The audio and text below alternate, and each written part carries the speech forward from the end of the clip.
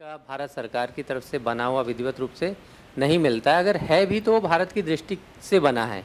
वो इतना कठिन है कि विदेश के विद्यार्थियों को लगभग नज़रअंदाज करते हुए बनाया गया है। हालांकि बहुत विनम्रता के साथ इन जी जी जी मैं बहुत विनम्रता के साथ इन सारी चीज़ों को बोल रहा हूँ, क्योंकि हम लोगों ने जितनी किताबें सृजन जी ने और हमने खोजी और खोज पाए दुनिया भर की, उसमें हमने इन चीज़ों को देखा कि विद्यार्थियों को पढ़ाना और इन किताबों से पढ़ाना ऐसा लग रहा है जैसे कि एमए के विद्यार्थी हमारे पास दिल्ली विश्वविद्यालय के हों और ये किताब हमें पढ़ानी हो, जबकि उन विद्यार्थियों को हमें क ख ग से वर्णमाला से पढ़ाना और हिंदी का समूचा ज्ञान भी देना है। तो ऐसी कोई किताब हो, उनका तरीका हो। जापान में जेएलपीटी है, कोरिया में है, यूरोप में सीएफआर का मॉडल है। हर जगह भाषा शिक्षण का एक मॉडल होता है जिसे विदेश के विद्यार्थियों को पढ़ाने के लिए वर्षों की मेहनत से बनाया जाता है। एक ऐसा मॉड्यूल होता है, ऐसा तरीका होता है कि कौन सी चीज़ सबसे सरल है, सबसे पहले क्या पढ़ाना है, उसके बाद क्या पढ़ाना है। तो इतनी माथापच्ची करने के बाद हमें पता चला कि हमारी किताब अभी जो हम चाह रहे थे कि आज उसका विमोचन हो, उसका विमोचन आज ना करके हम उसमें संशोधन करें, संशोधन मांगें, सुझाव मांगें, और उसी सुझाव के अंतर्गत कि आप कितने हम लोगों से अपने सुझाव साझा करते हैं। और आज के कार्यक्रम में तो ये एक ड्राफ्ट है हमारी किताब का जो अभी सभी लोग दिखाएंगे। मैं चाहता हूँ थोड़ा सा ये एक लोकार्पण तो जैसा तो नहीं, लेकिन किताब का अगर ये मुख्य पृष्ठ आप सभी साझा कर पाएँ कि ये किताब का पहला पन्ना सा है, 3 है इसमें सर और सबके साथ मिलकर बस जी, किताब का लोकार्पण नहीं, ड्राफ्ट का लोकार्पण, जैसा कि हमने ये किताब इतनी हाँ, शीर्षक का, किताब के मुख्य पृष्ठ का, किताब का, कि इस किताब को हम लोग बना रहे हैं और चाह रहे हैं कि ये किताब जी जी जी जी जी जी विधिवत रूप से जी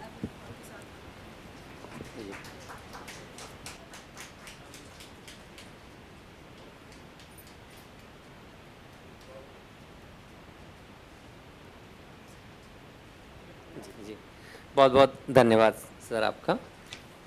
ये हमारी किताब का ड्राफ्ट है, आज इस पर चर्चा है। इस पर पहले भी चर्चा हो चुकी है। एक चर्चा ऑनलाइन चर्चा हुई, कुमुद शर्मा मैम उसमें थी और बहुत सारे लोग उसमें वक्ता रूप में थे। मिजुकामी जी ने भी एक सुझाव दिया था जिस पर हमने अपने 12वें अध्याय को पूरा बदला और कहा कि वो A2 यानी A1, A2, B1, B2 और C1, C2 ऐसी 6 किताबें हम लोग बनाना चाहते हैं, तो उसके मॉडल पे बाद में होगी। हालांकि ये सारी चर्चा अब सृजन जी करेंगे। मैं बहुत सम्मान के साथ अपने वक्ताओं को एक एक करके आमंत्रित करता हूँ और विषय जो हमारे वक्ताओं का है चाहता हूँ कि वो वक्ता अपने समय का उपयोग करते हुए वो सारी चीज़ें आप सबसे साझा करें। किताब की भूमिका कैसे बनी, तो सबसे पहले वक्ताओं के क्रम में मैं बुसान विदेशी भाषा विश्वविद्यालय से पधारे सृजन कुमार जी से अनुरोध करूँगा कि वे इस किताब के बनने की भूमिका, इस किताब की मेथोडोलॉजी, प्रविधि क्या है, कैसे हमने बनाया है और इसको कैसे बनाने में क्या क्या चीज़ें आई हैं हमारे सामने, परेशानियाँ। जी जी जी मुझे लगता है कि हाँ, समय निकल गया, लेकिन हम लोग स्वागत का जो क्रम है पहले उसको करते हैं, बाद में वक्तव्य को लाते हैं। जी जी जल्दबाजी में वो से मैं भूल रहा था जी जी जी सीमा जी ने बहुत अच्छे से बताया। तो सबसे पहले स्वागत के लिए मैं आमंत्रित करूंगा सीमा जी को कि वे मुख्य अतिथि का स्वागत करें। मुख्य अतिथि प्रोफेसर अनिल राय सर, उनका शॉल देकर स्वागत करें सीमा सिंह जी।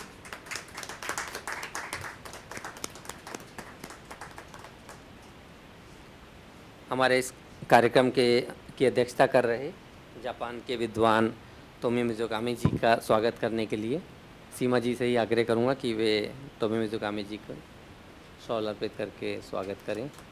जी जी सामने सर।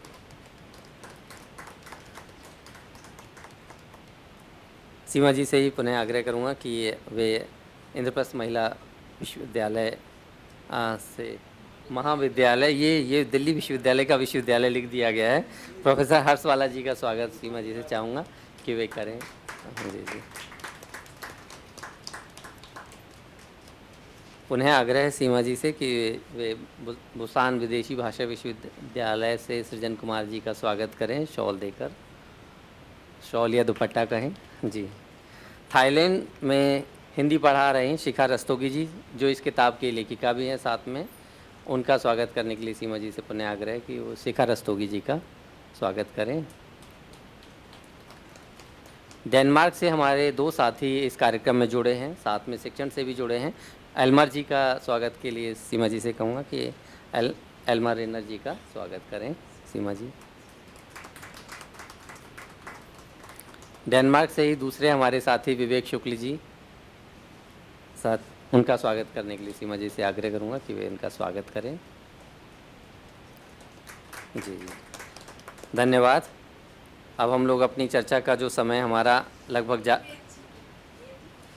उसे मैं कैसे कह सकता हूँ, उसे मैं कैसे कहता मैं सीमा जी से आग्रह करूंगी कि वे वेद जी का स्वागत करें।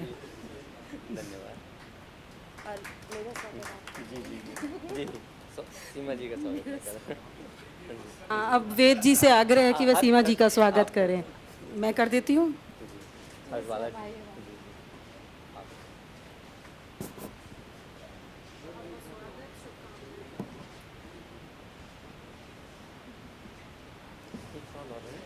इस सत्र में बीना शर्मा आरंभ करता हूँ और सृजन जी से चाहूँगा कि वे इस किताब के बारे में जो भूमिका है अपना वक्तव्य देते हुए उसे बताएं सभी को।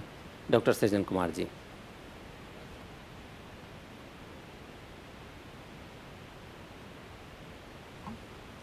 आ रही है आवाज़? जी जी, फिर से धन्यवाद सर। सत्र में मौजूद सभी हिंदी प्रेमियों को सादर प्रणाम। पिछली बार भी मैं यहाँ पे आया था और पिछली बार मैंने 4-5 पन्नों का अपना वक्तव्य तैयार करके लाया था। ओम प्रकाश सर ने मुझे 5 बार चेतावनी दी थी कि आपका समय खत्म होगा, इसलिए आज मैं बिल्कुल 5 मिनट में अपनी बात को ख़त्म करूँगा। जी जी, इस बार तैयारी ही कम करके आया। ये कहिए कि इसलिए तैयारी कम करके आया। कोई नहीं, इस किताब पर चर्चा हो चुकी है और सर ने भी इसके बैकग्राउंड के बारे में अच्छी तरह से बता दिया है। हम चाहेंगे हम अपना वक्तव्य संक्षिप्त रखें और आप लोगों के प्रश्न हो, चाहे जो भी यहाँ पे टिप्पणी देंगे, उनके प्रश्नों के जवाब जब हम देंगे तब इस किताब को और अच्छी तरह से समझा जा सकेगा। तो किताब का शीर्षक है हिंदी 1। बहुत ही साधारण शीर्षक है हिंदी 1, इसलिए हमने रखा है कि हमारी ये योजना है कि हम इस तरह की 6 किताब बनाएंगे। हिंदी 1 से लेके हिंदी 6। हिंदी 1 और 2 प्राथमिक स्तर की पुस्तक होगी, हिंदी 3 और 4 माध्यमिक स्तर की पुस्तक होगी, हिंदी 5 और 6 उच्चतम स्तर की। अक्सर भाषा शिक्षण के क्षेत्र में इस तरह के 6 लेवल को निर्धारित करके 6 लेवल में ही शिक्षा दी जाती है। लेकिन मेरे वक्तव्य का शीर्षक है विदेशी विद्यार्थियों के लिए हिंदी शिक्षण की नई राह। इसलिए हमने चुना क्योंकि इस तरह की पहली अपने तरह की ये किताब है जिसे CEFR के तर्ज पे लिखा गया है।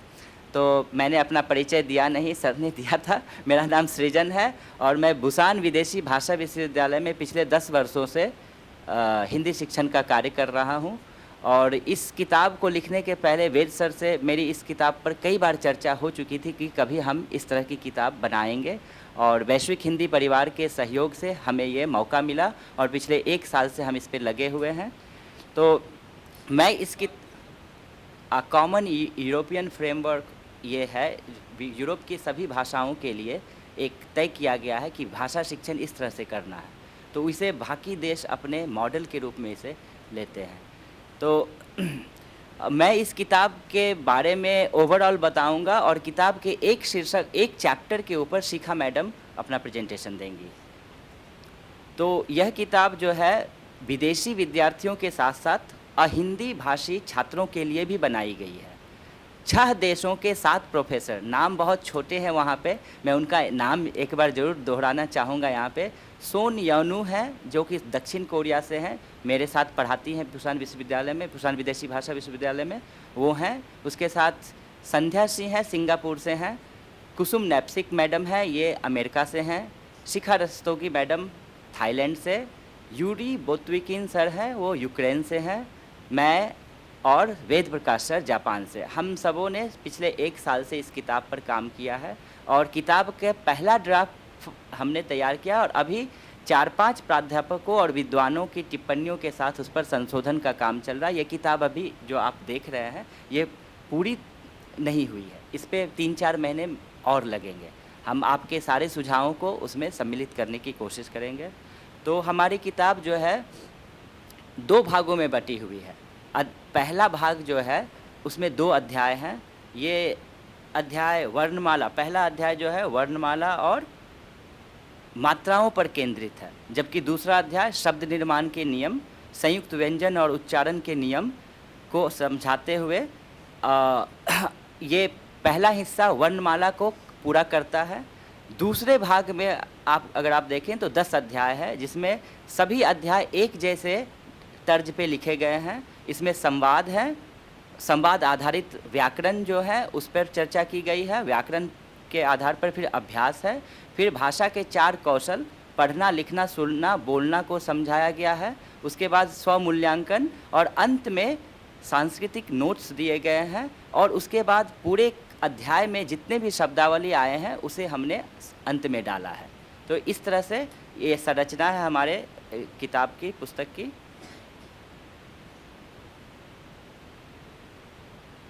अब पुस्तक के इस पर व्यापक संरचना जो है 10 अध्यायों की, उस पर मैं थोड़ी चर्चा करना चाहूँगा। हमारी किताब के पहले 4 अध्याय केवल और केवल संज्ञा पर आधारित है। हमने क्रिया को पहले 4 अध्यायों में छुआ नहीं है, सिर्फ होना क्रिया आया है, बाकी सारे वाक्य जो हैं वो संज्ञा पर केंद्रित है। 5वें अध्याय में हम सबसे पहले क्रिया का परिचय कराते हैं और बहुत सरल व्याकरण से शुरुआत कर रहे हैं। आमतौर पर सबसे पहले वर्तमान काल के वाक्यों से क्रिया को पढ़ाना शुरू किया जाता है, परंतु हमने इस पुस्तक में कक्षा में सबसे पहले छात्र और शिक्षक जिस भाषा का प्रयोग करते हैं, सुनिए, बोलिए, उससे हमने शुरुआत की है। उसके बाद हमने वर्तमान काल का प्रयोग दिया है और प्रत्येक अध्याय एक विशेष विषय पर आधारित है और हमने यथासंभव यह प्रयास किया है कि उस विषय से संबंधित शब्दावली ही उस अध्याय में हो। साथ ही हमने यह भी ध्यान रखा है कि प्रत्येक अध्याय में के सभी वाक्य केवल पाठ के लक्ष्य व्याकरण या उससे पहले पाठ में सीखे गए व्याकरण पर ही आधारित हो, ताकि छात्रों को कठिनाई का सामना न करना पड़े।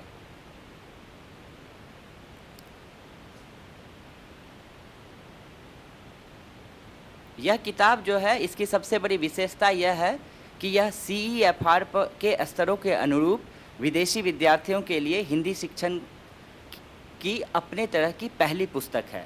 हालांकि कोरिया में इस तरह की पाठ्यपुस्तक का निर्माण हुआ है, मैंने 3 किताबें लिखी है, लेकिन वो किताबें सिर्फ और सिर्फ कोरियाई छात्रों को ध्यान में रखकर तैयार की गई थी। वैश्विक हिंदी परिवार की हिंदी 1, हिंदी 1 किसी देश विशेष के विद्यार्थियों के बदले सभी विदेशी तथा अहिंदी भाषी विद्यार्थियों को ध्यान में रखकर तैयार की जा रही है। इसमें संवाद आधारित शिक्षण पद्धति को अपनाया गया है और चारों भाषाई कौशल, लिखना, सुनना, बोलना और पढ़ना पर समान ध्यान दिया गया है। साथ ही संस्कृति और स्वमूल्यांकन को भी इसमें शामिल किया गया है और कठिनाई के स्तर को क्रमिक रूप से बढ़ाया गया है ताकि विद्यार्थी सहजता से आगे बढ़ सके। इस पुस्तक को लिखने इसमें 1 साल लगने का कारण इसके चुनौतियां हैं, जिसका समाधान भी हमने किया है।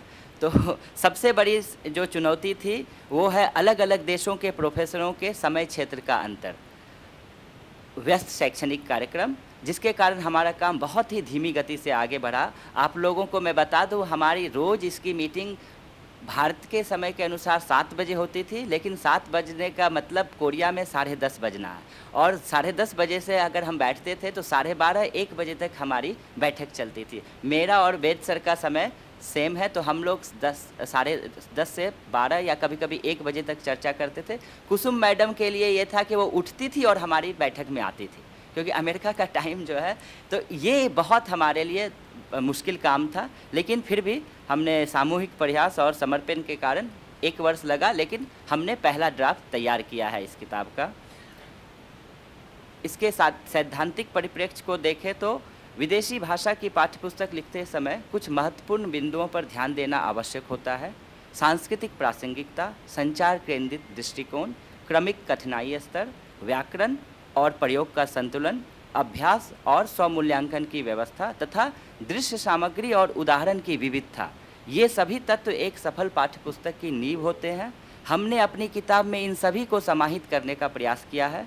प्राथमिक स्तर की पाठ्यपुस्तक का निर्माण आमतौर पर किसी भी भाषा की सर्वाधिक आवृत्ति वाले व्याकरण और शब्दों से किया जाता है और उन शब्दों और व्याकरणों का चुनाव कॉर्पस आधारित शोध से किया जाता है। चूँकि हिंदी में वैसी कोई लिस्ट अभी तक उपलब्ध नहीं है, तो हमने दूसरी भाषाओं के प्राथमिक स्तर के शब्दों और व्याकरणों को देखकर अपनी किताब के लिए व्याकरण और शब्दों का चुनाव किया है। पुस्तक का क्या योगदान है, इसके बारे में अगर संक्षेप में बताऊं तो हमारी पुस्तक हिंदी भाषा के शिक्षण में एक नया मानक स्थापित करने का प्रयास है। यह विदेशी विद्यार्थियों को सरल और व्यवस्थित मार्गदर्शन देगी। इसमें व्याकरण और प्रयोग का संतुलित संयोजन है और साथ ही संस्कृति और भाषा दोनों का परिचय कराने का प्रयास किया गया है। अंत में मैं यही कहना चाहूँगा कि हिंदी एक विदेशी व अहिंदी भाषी विद्यार्थियों के लिए हिंदी सीखने का पहला CEFR आधारित प्रयास है। तमाम कठिनाइयों के बावजूद हमने इसे सफलतापूर्वक पूरा किया और भविष्य में इस तरह की 6 पाठ्य पुस्तकों का हम निर्माण करेंगे। आप सबों से उसमें हम भरपूर योगदान और आपके इनकरेजमेंट, सहयोग सबकी आशा करते हैं। इसी के साथ मैं अपनी बात को समाप्त करता हूँ। धन्यवाद। बहुत बहुत धन्यवाद सृजन जी। बहुत संक्षेप में हम लोगों की जो पूरी की पूरी पूर्व पीठिका है उसको इतने कम समय में समझाने की कोशिश की। शायद दृश्यों से कुछ चीज़ें आई हों। आपके अगर कोई सवाल होंगे तो भी हम लोग उन सवालों को लेते हुए जो बातें रह गई हैं उनको शामिल करने की कोशिश करेंगे। अब मैं किताब के भीतर की जो अंतर्वस्तु है उसको कैसे पढ़ाना है। दरअसल इस किताब का जन्म तो इस तरीके से हुआ कि हम दोनों लोग ही, सृजन जी के सामने उतनी कठिनाई नहीं थी जो मेरे सामने थी कि मैं भारत से दिल्ली विश्वविद्यालय विद्यार्थियों को हिंदी ऑनर्स पढ़ाते हुए और हिंदी की जो कक्षाएं सामान्य उसके बाद ओसाका विश्वविद्यालय गया तो देखा कि मेरे सामने तो ऐसी कोई किताब और ऐसे कोई पाठ्यक्रम नहीं है। मैं जो भी मन में आता था 1 साल पढ़ाता था और सोचता था इस साल जो पढ़ाया अगले साल उससे कुछ बेहतर पढ़ाऊँ। फिर लगा कि कोई किताब होनी चाहिए। जापानी अध्यापक अपनी किताब लेकर जाते हैं, वो जापानी में है, ना मैं उसे पढ़ सकता हूँ ना मैं पढ़ा सकता हूँ। तो कोई किताब हो, इस तरीके से तो जन्म हुआ ही। साथ में वैश्विक हिंदी परिवार की जो कक्षाएं ऑनलाइन हमने 2024 में अक्टूबर से शुरू की, उस पर सत्र भी है हमारा 11 तारीख को। हमने सोचा कि उसमें 12 महीने में 12 अध्याय इस तरीके से पढ़ाए जाएं, या कोई विद्यार्थी उस किताब को यूं ही अगर अपने आप भी बिना अध्यापक की मदद से पढ़ता है, क्या वो हिंदी सीख सकता है। तो हमने इस किताब को इतना सरल रखने की कोशिश की है। तो उसका मुझे लगता है कि पूरा का पूरा नमूना सामान्य किताब को रखते हुए, सामने देखते हुए शिखा रस्तोगी जी बहुत अच्छे से रख पाएंगी। वो हमारे साथ ऑनलाइन अध्यापन कार्य से भी जुड़ी हैं, उन्होंने कक्षाएं ली हैं, पिछले 25 वर्षों से थाईलैंड में हिंदी पढ़ा रही हैं और इस किताब में भी महत्वपूर्ण भूमिका उन्होंने निभाई है। सांस्कृतिक पक्ष हमने कई हिस्से बांट रखे हैं किताब के कि 7 लेखक हैं, 7 मित्र हैं, तो एक हिस्सा 2 हिस्से हर अध्यापक के या लेखक के जिम्मे आते हैं। तो शिखा जी ने न केवल अपने हिस्से को लिखा है बल्कि इस किताब के संयोजन में, एडिटिंग में, इसकी सुंदरता में, ये किताब अगर इस रूप में आप देख रहे हैं तो ये सारी चीज़ें शिखा जी की मेहनत से हैं। लगातार वो अपनी सारी व्यस्तता के बावजूद इस किताब की उसमें लगी रहीं और अभी भी लगी हैं। तो मैं बहुत अनुरोध के साथ उनसे कहूँगा कि आप इस किताब के बारे में अपना वक्तव्य प्रस्तुत करें। जी जी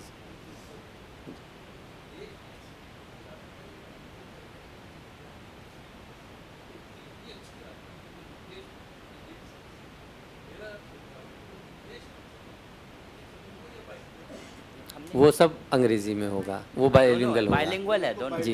ये ड्राई, हाँ हमने रखा है सर, ये ड्राफ्ट है। बायलिंगुअल जी जी। जी शिखा जी।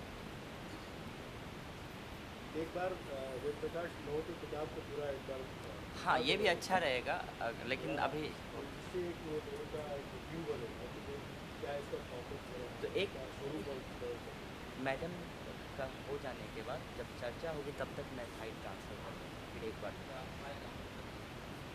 हाँ मैं मेरे पास है। शिखा जी के जो वक्तव्य में पहला जो अध्याय, मतलब इस किताब का तीसरा अध्याय जो बनेगा एक वर्णमाला के बाद, उस अध्याय की एक मुझे लगता है एक परख भी हो जाएगी। उनकी कुछ तस्वीरें इसमें स्लाइड में दिखाई देंगी। जी जी जी। शिखा रस्तोगी जी थाईलैंड में पिछले 25 वर्षों से हिंदी पढ़ा रही हैं और थाई भारत कल्चरल लॉज में वे अध्यापिका हैं। साथ में बैंकॉक में भारतीय सांस्कृतिक केंद्र में भी उन्होंने अध्यापन कार्य किया है। शिखा जी अपना वक्तव्य दीजिए। सभी सभागार में उपस्थित सभी हिंदी प्रेमियों को दादा आज आपकी तरह आवाज सबकी बुलंद नहीं है। सभागार में उपस्थित सभी हिंदी प्रेमियों को सादर नमस्कार। मेरा नाम शिखा है, जैसा अभी वेद जी ने बताया। मैं थाई भारत सांस्कृतिक आश्रम में पिछले 25 वर्षों से हिंदी सिखा रही हूँ और साथ ही ICCR में हिंदी सिखाती हूँ। और वहाँ एक CBSE का एक ही स्कूल है पूरे थाईलैंड के अंदर, उसमें मैं हिंदी समझ लीजिए हेड ऑफ डिपार्टमेंट हूँ। जैसा कि सृजन जी ने अभी पुस्तक की संरचना और निर्माण प्रक्रिया के बारे में विस्तार से प्रकाश डाला, यह पुस्तक विशेष है क्योंकि ये पहली बार CEFR स्तरों के अनुरूप हिंदी शिक्षण सामग्री प्रस्तुत कर रही है। अब मैं इस प्रस्तुति के माध्यम से आपको ये बताना चाहूँगी कि ये पाठ्यक्रम विदेशी हिंदी विद्यार्थियों के लिए कैसे उपयोगी होगा, CEFR ढांचे के अनुरूप वो कैसे कार्य करेगा। वैश्विक हिंदी परिवार की यह पहल केवल एक किताब नहीं बल्कि एक संगठित भाषा शिक्षण ढांचा है जो अंतर्राष्ट्रीय मानकों के अनुरूप है। अब मैं पुस्तक के मुख्य शिक्षण ढांचे की बात करूंगी। पुस्तक का दूसरा भाग, जैसा कि सृजन जी ने बताया कि हमारी पुस्तक 2 भागों में विभाजित है। पहला भाग जो है वो वर्णमाला और हमारी वर्णमाला से संबंधित है, और दूसरा जो हमारा है भाग जहाँ वो अध्याय 3 से शुरू होता है। उस पुस्तक के दूसरे भाग में 10 अध्याय हैं, लेकिन यह केवल अध्यायों का संग्रह नहीं है। हर अध्याय एक पूर्ण शिक्षण इकाई है। इस पाठ्यक्रम का मुख्य उद्देश्य विदेशी विद्यार्थियों को सरल, व्यवहारिक और संचार केंद्रित हिंदी सिखाना है। यहाँ भाषा को केवल अध्ययन का विषय नहीं बल्कि संप्रेषण का सशक्त माध्यम माना गया है। जैसा कि आप पिक्चर में देख रहे हैं, नमस्ते, आप देख रहे हैं कि 2 व्यक्ति आपस में बात कर रहे हैं, संवाद प्रणाली। तो हमारा जो अगला है वह हमारा संवाद पर आधारित है। हमने संवाद में हिंदी भी रखा है और अंग्रेजी भी रखा है।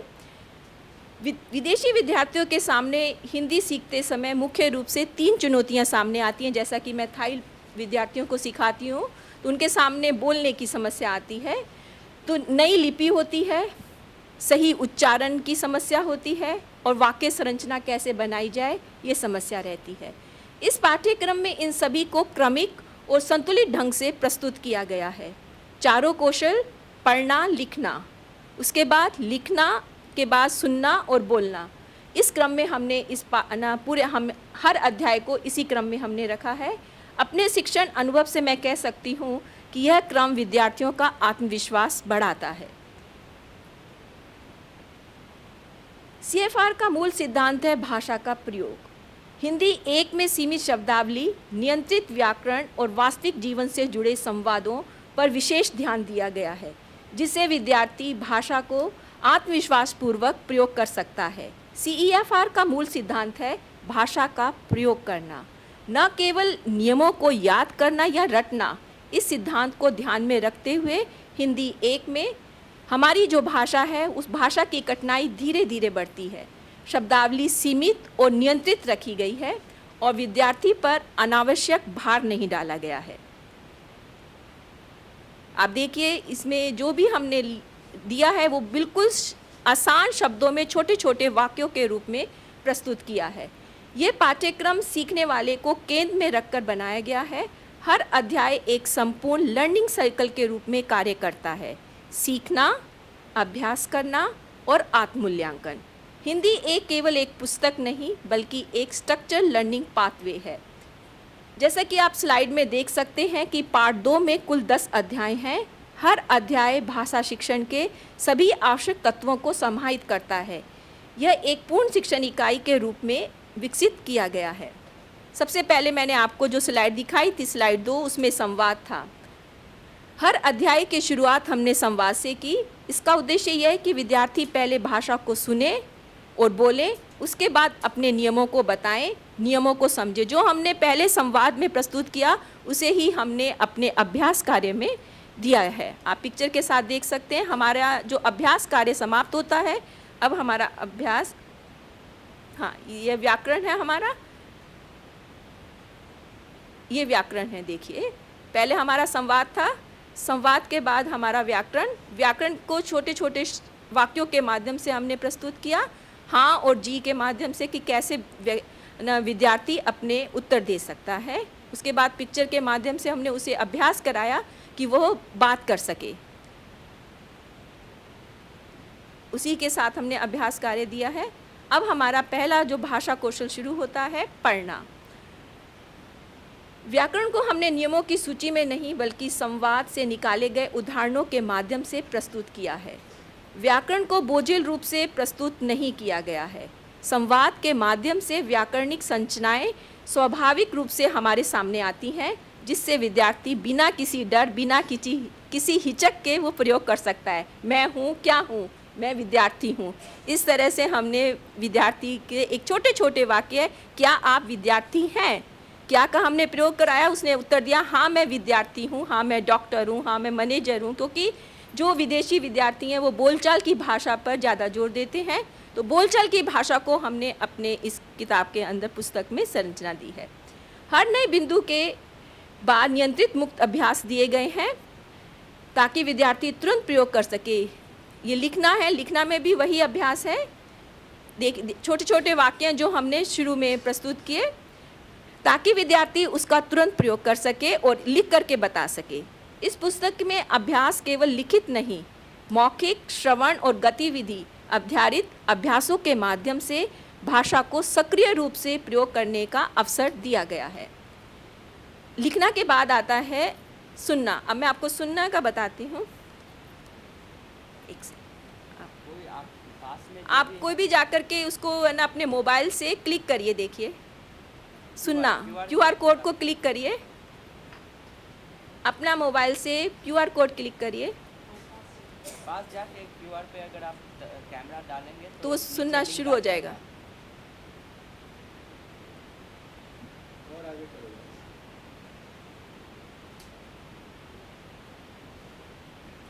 नीचे लिंक आया। हाँ,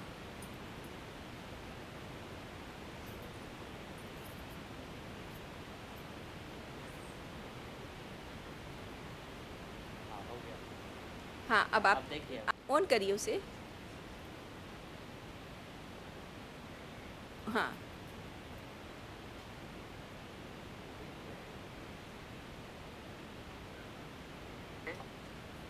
हाँ मैं भारतीय हूँ। क्या आप जापानी हैं? हाँ मैं जापानी हूँ। आपसे मिलकर अच्छा लगा। मुझे भी आपसे मिलकर अच्छा लगा। यह सुनना है। इस तरह से हमारे हर अध्याय पर ये QR कोड रहेगा, विद्यार्थी सुनेगा और उसको सुन करके भी सीख सकता है। ज़रूरी नहीं कि वो उसको शिक्षक की भी आवश्यकता होगी, वो सुनकर अपनी भाषा सीख सकता है, हिंदी भाषा। तो इस तरह से हमने चारों कौशल, पढ़ना, लिखना, सुनना और बोलना, इन चारों कौशलों पर इस किताब में ध्यान दिया है। इस पाठ्यक्रम की मुख्य विशेषता चारों कौशलों पर समान बल है। पढ़ना, लिखना, सुनना, बोलना, सभी कौशल को संतुलित बल दिया है। इस पुस्तक पर कोई भी अध्याय केवल लिखित रूप में नहीं है। इस तरह यह पाठ्यक्रम केवल भाषा नहीं सिखाता बल्कि भाषा के प्रयोग की क्षमता को विकसित करता है।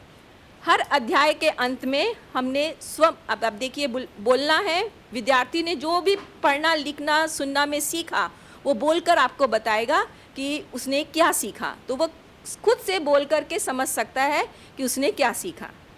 इसके बाद हमारा जो हमने इस अध्याय को 4 क्लासों में बांटा है। जैसे अभी आपने मेरा स्लाइड देखा, पहले भाग में हमारा संवाद और अभ्यास आता है, व्याकरण आता है। दूसरी क्लास के अंदर बच्चा पढ़ना, लिखना सीखता है। तीसरी क्लास के अंदर बच्चा सुनना, बोलना सीखता है। और विद्यार्थी, हम बच्चा नहीं कह सकते, हम विद्यार्थी कह सकते हैं, हिंदी विद्यार्थी। हाँ। और फोर्थ में आता है ना स्वमूल्यांकन। चौथी क्लास के अंदर विद्यार्थी स्वमूल्यांकन करते हैं ताकि वो सीख सकें, कि वो जान सकें कि उन्होंने पूरे क्लासेस के अंदर क्या सीखा है।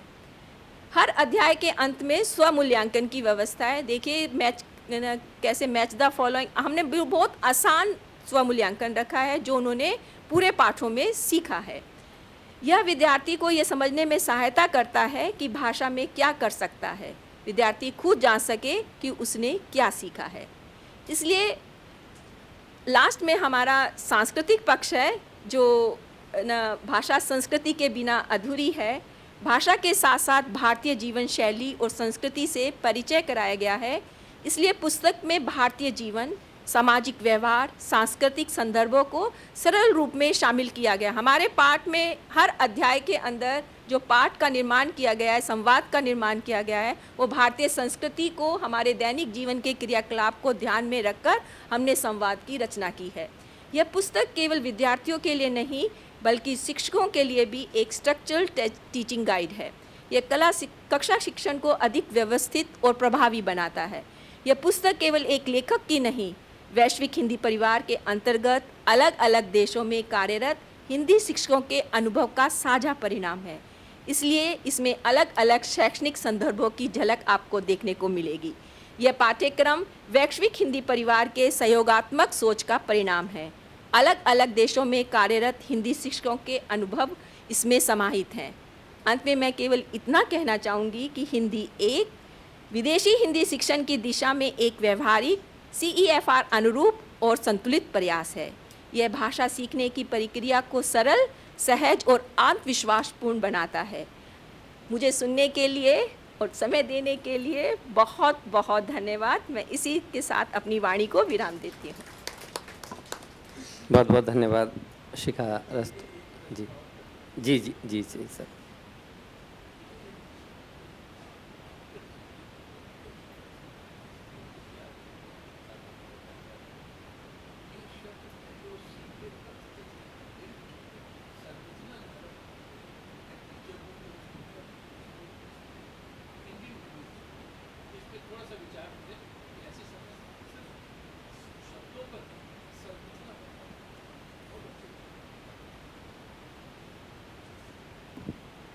जी। एक सेकंड है ना, इसमें जो हमारा जो मैं डॉक्टर थोड़ा सा उसको बड़ा करके दिखाऊँ, इसमें हमने सब डाला। हाँ ऊपर जो ये, हाँ इसी में, हाँ तो जो वो अलग अलग तरीके से संरचना, हाँ मैं हूँ संरचना है, उसके अंदर अब वो एक छात्र है, उसको क्या बड़ा बदल सकते हैं। मैं भारतीय विद्यार्थी शब्द नहीं जानता तो प्रयोग नहीं कर नहीं जो सकता। मेरा कहना क्या है कि थोड़ी बहुत अंग्रेजी को जानते हैं तो मानकर चलते हैं। अगर शुरू में बस बिल्कुल भी बोलता है जी कहीं ना कहीं एक दो हिंदी लेंगे, मेरे साथ में शब्द भी साथ में, शब्द भाषा नहीं है, इसकी भाषा संरचना है, उसको हाँ जिसमें आप जो बनाए ना 3 वाक्य दिए हैं, इन 3 से उसको विद्यार्थी अपने आप बनाएगा पिक्चर देके। नहीं अंग्रेजी के भी कुछ हाँ। शब्दों का थाईलैंड में विद्यार्थी शब्द ना दादा बहुत इजी है क्योंकि वहाँ विद्यार्थी बोला जाता है। वहाँ विद्या बोलते हैं और विद्यालय बोलते हैं और विद्यार्थी बोलते हैं, सेम हमारे हिंदी जैसा ही। सर की बात बिल्कुल सही है दादा, आपकी बात बहुत सही है। जी बहुत बहुत धन्यवाद शिखा जी। और हमारा एक तरीके से ज्ञानवर्धन करते हुए लगातार विजय मल्होत्रा जी हमसे जो प्रश्न कर रहे हैं, उन प्रश्नों को ही हम आप सभी से आमंत्रित भी करना चाहेंगे इस सारे सत्र के बाद।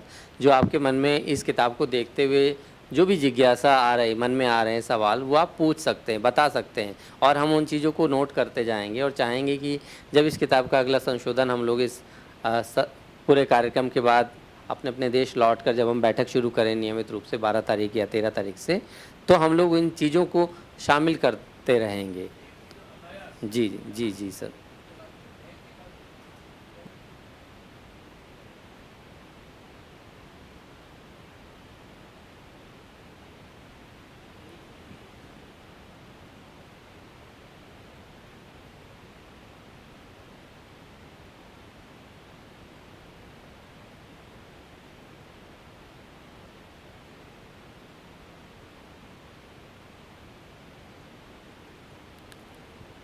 जी, जी।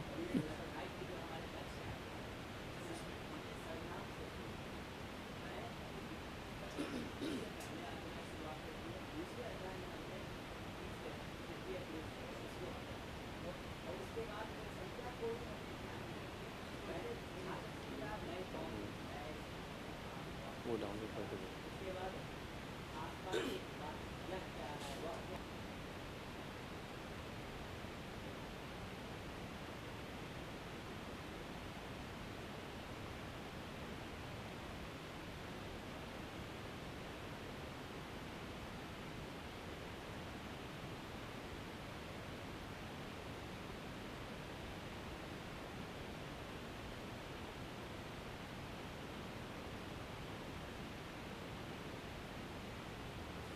मुझे लगता है किताब हम लोग ज़रूर आपके पास भेजेंगे ताकि पूरी विस्तार से चीज़ें आपके जो भी सुझाव हैं वो हमें मिल पाएँ, और अब जब तक सारे अध्याय नहीं देखेंगे तब तक हमारे प्रयास को नहीं समझ पाएंगे कि हमने उन सारी चीज़ों को शामिल किया है जो पहले प्राथमिक स्तर के विद्यार्थी, जिसको ए लेवल या A1 कहा जाए, उसके अनुरूप बनाया है या नहीं बनाया है। अगर कोई चीज़ रह गई है तो हमने उसे सोच विचार कर दूसरी किताब के लिए छोड़ा है, यानी हम उसे चाहते हैं A2 में आए, फिर उसके बाद में B1 B2 में आए, फिर C1 C2 में आए, यानी हमने 6 स्तरों में पूरे के पूरे हिंदी के पाठ्यक्रम को, जितने भी व्याकरण के हिस्से हो सकते हैं, जितनी भी अभिव्यक्तियाँ हो सकती हैं संभव, अगर उन 6 किताबों में भी कोई चीज़ छूट गई होगी तो आप हमें बताइएगा, क्योंकि कोई भी चीज़ हमेशा खुली रहनी चाहिए। कोई भी शिक्षा प्रणाली हो, कार्य हो, हम चाहेंगे कि हमारी किताबें अद्यतन होती रहें।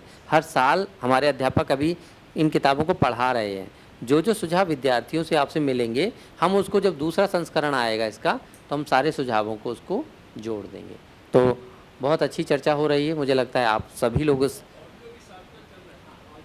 जी।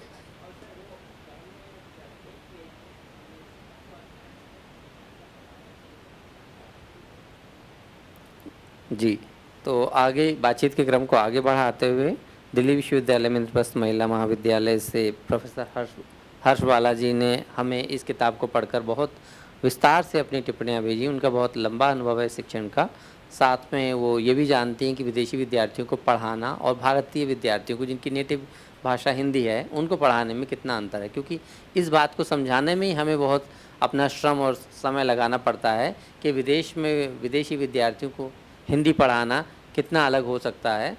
तो मैं बहुत विनम्रता के साथ प्रोफेसर हर्षवाला शर्मा जी से अनुरोध करूंगा कि वे अपना वक्तव्य इस किताब पर अब टिप्पणियाँ सभी वक्ताएं बोलेंगे, तो आपसे अनुरोध है कि अपना वक्तव्य दें। बहुत बहुत धन्यवाद वेद जी। मैं 2 मिनट पहले अपने अनुभव को शेयर करूंगी और उसके बाद अपनी पूरी पर ही केंद्रित रखूंगी। लगभग 140 पृष्ठों की ये किताब जो मुझे भेजी गई थी, मैंने पूरी पुस्तक पढ़ी, तो इसलिए कुछ उसमें से अनुभव मैं आपसे साझा करूंगी।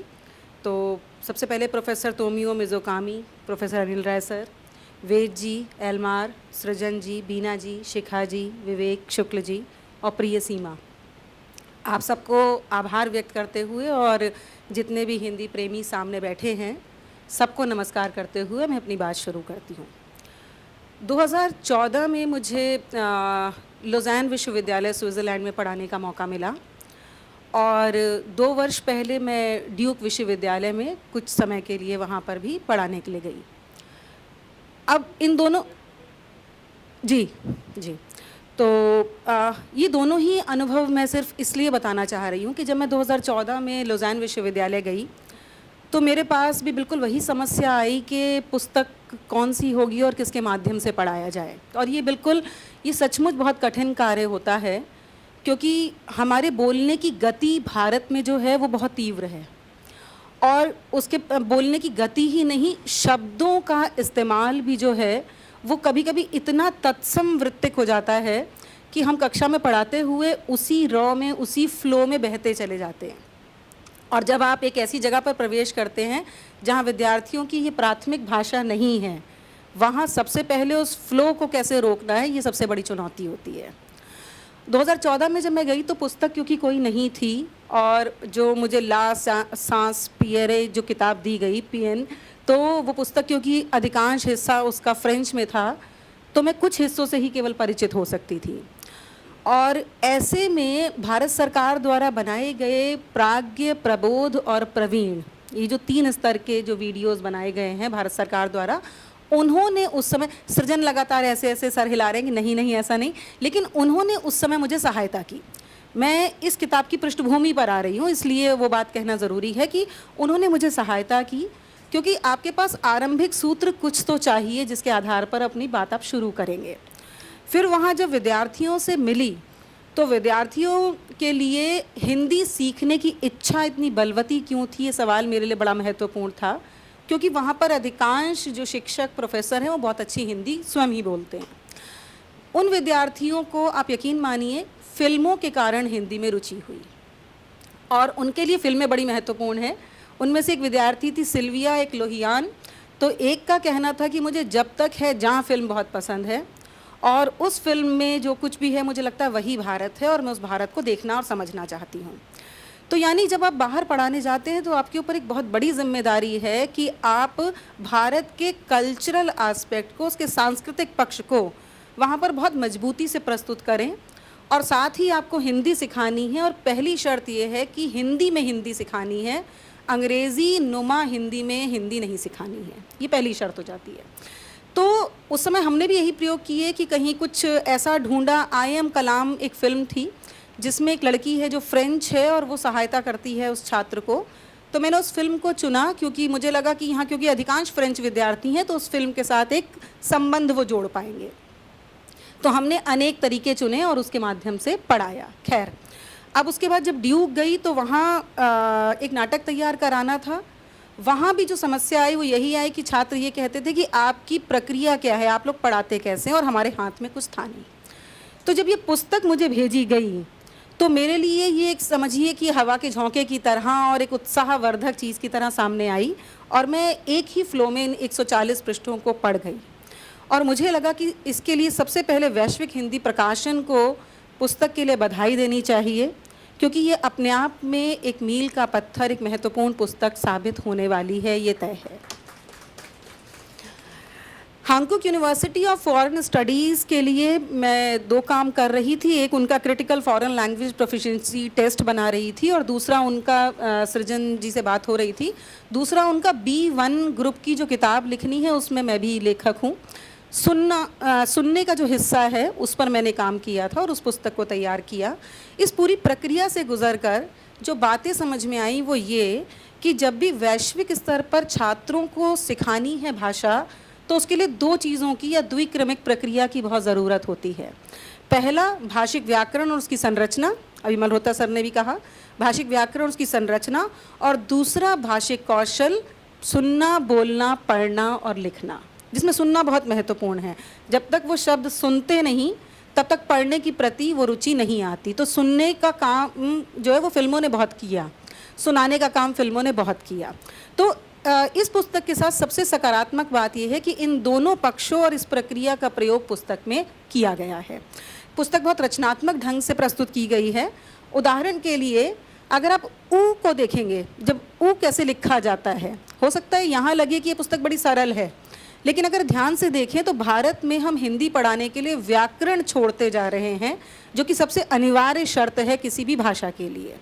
तो इस पुस्तक में जब ऊ सिखाने की कोशिश की गई है तो ऊ के साथ अंग्रेज़ी यू भी बनाया गया, और अंग्रेज़ी यू के साथ उसके लिखने के क्रम को 4 कॉलम में बांटा गया। मुझे बहुत अच्छा लगा ये। पहले में वो इतना बनता है, दूसरे में थोड़ा और, तीसरे में थोड़ा और चौथे में जाके वो पूरा ऊ बन जाता है। और उसके बाद 3 कॉलम छोड़े गए हैं ताकि विद्यार्थी उसकी प्रैक्टिस कर सके। ये वो पिक्टोरियल फॉर्मूला है जो आजकल हम कक्षाओं में, प्राथमिक कक्षाओं में इंट्रोड्यूस तो करते हैं, लेकिन विदेशी छात्रों के लिए इस तरह से प्रस्तुत करना और साथ में अंग्रेजी से परहेज़ ना करते हुए उस साउंड के इक्वलेंट वॉवल को रखना, ये बड़ा महत्वपूर्ण था। तो ऐसा हर एक व्यंजन में और हर एक स्वर में किया गया है। तो जब क लिख रहे हैं तो के भी लिखा गया है, और ख लिख रहे हैं तो खा के साथ स्ट्रॉन्ग ब्रीथ को भी बताया गया है। तो ये जो एक प्रस्तुति है मुझे बहुत पसंद आई।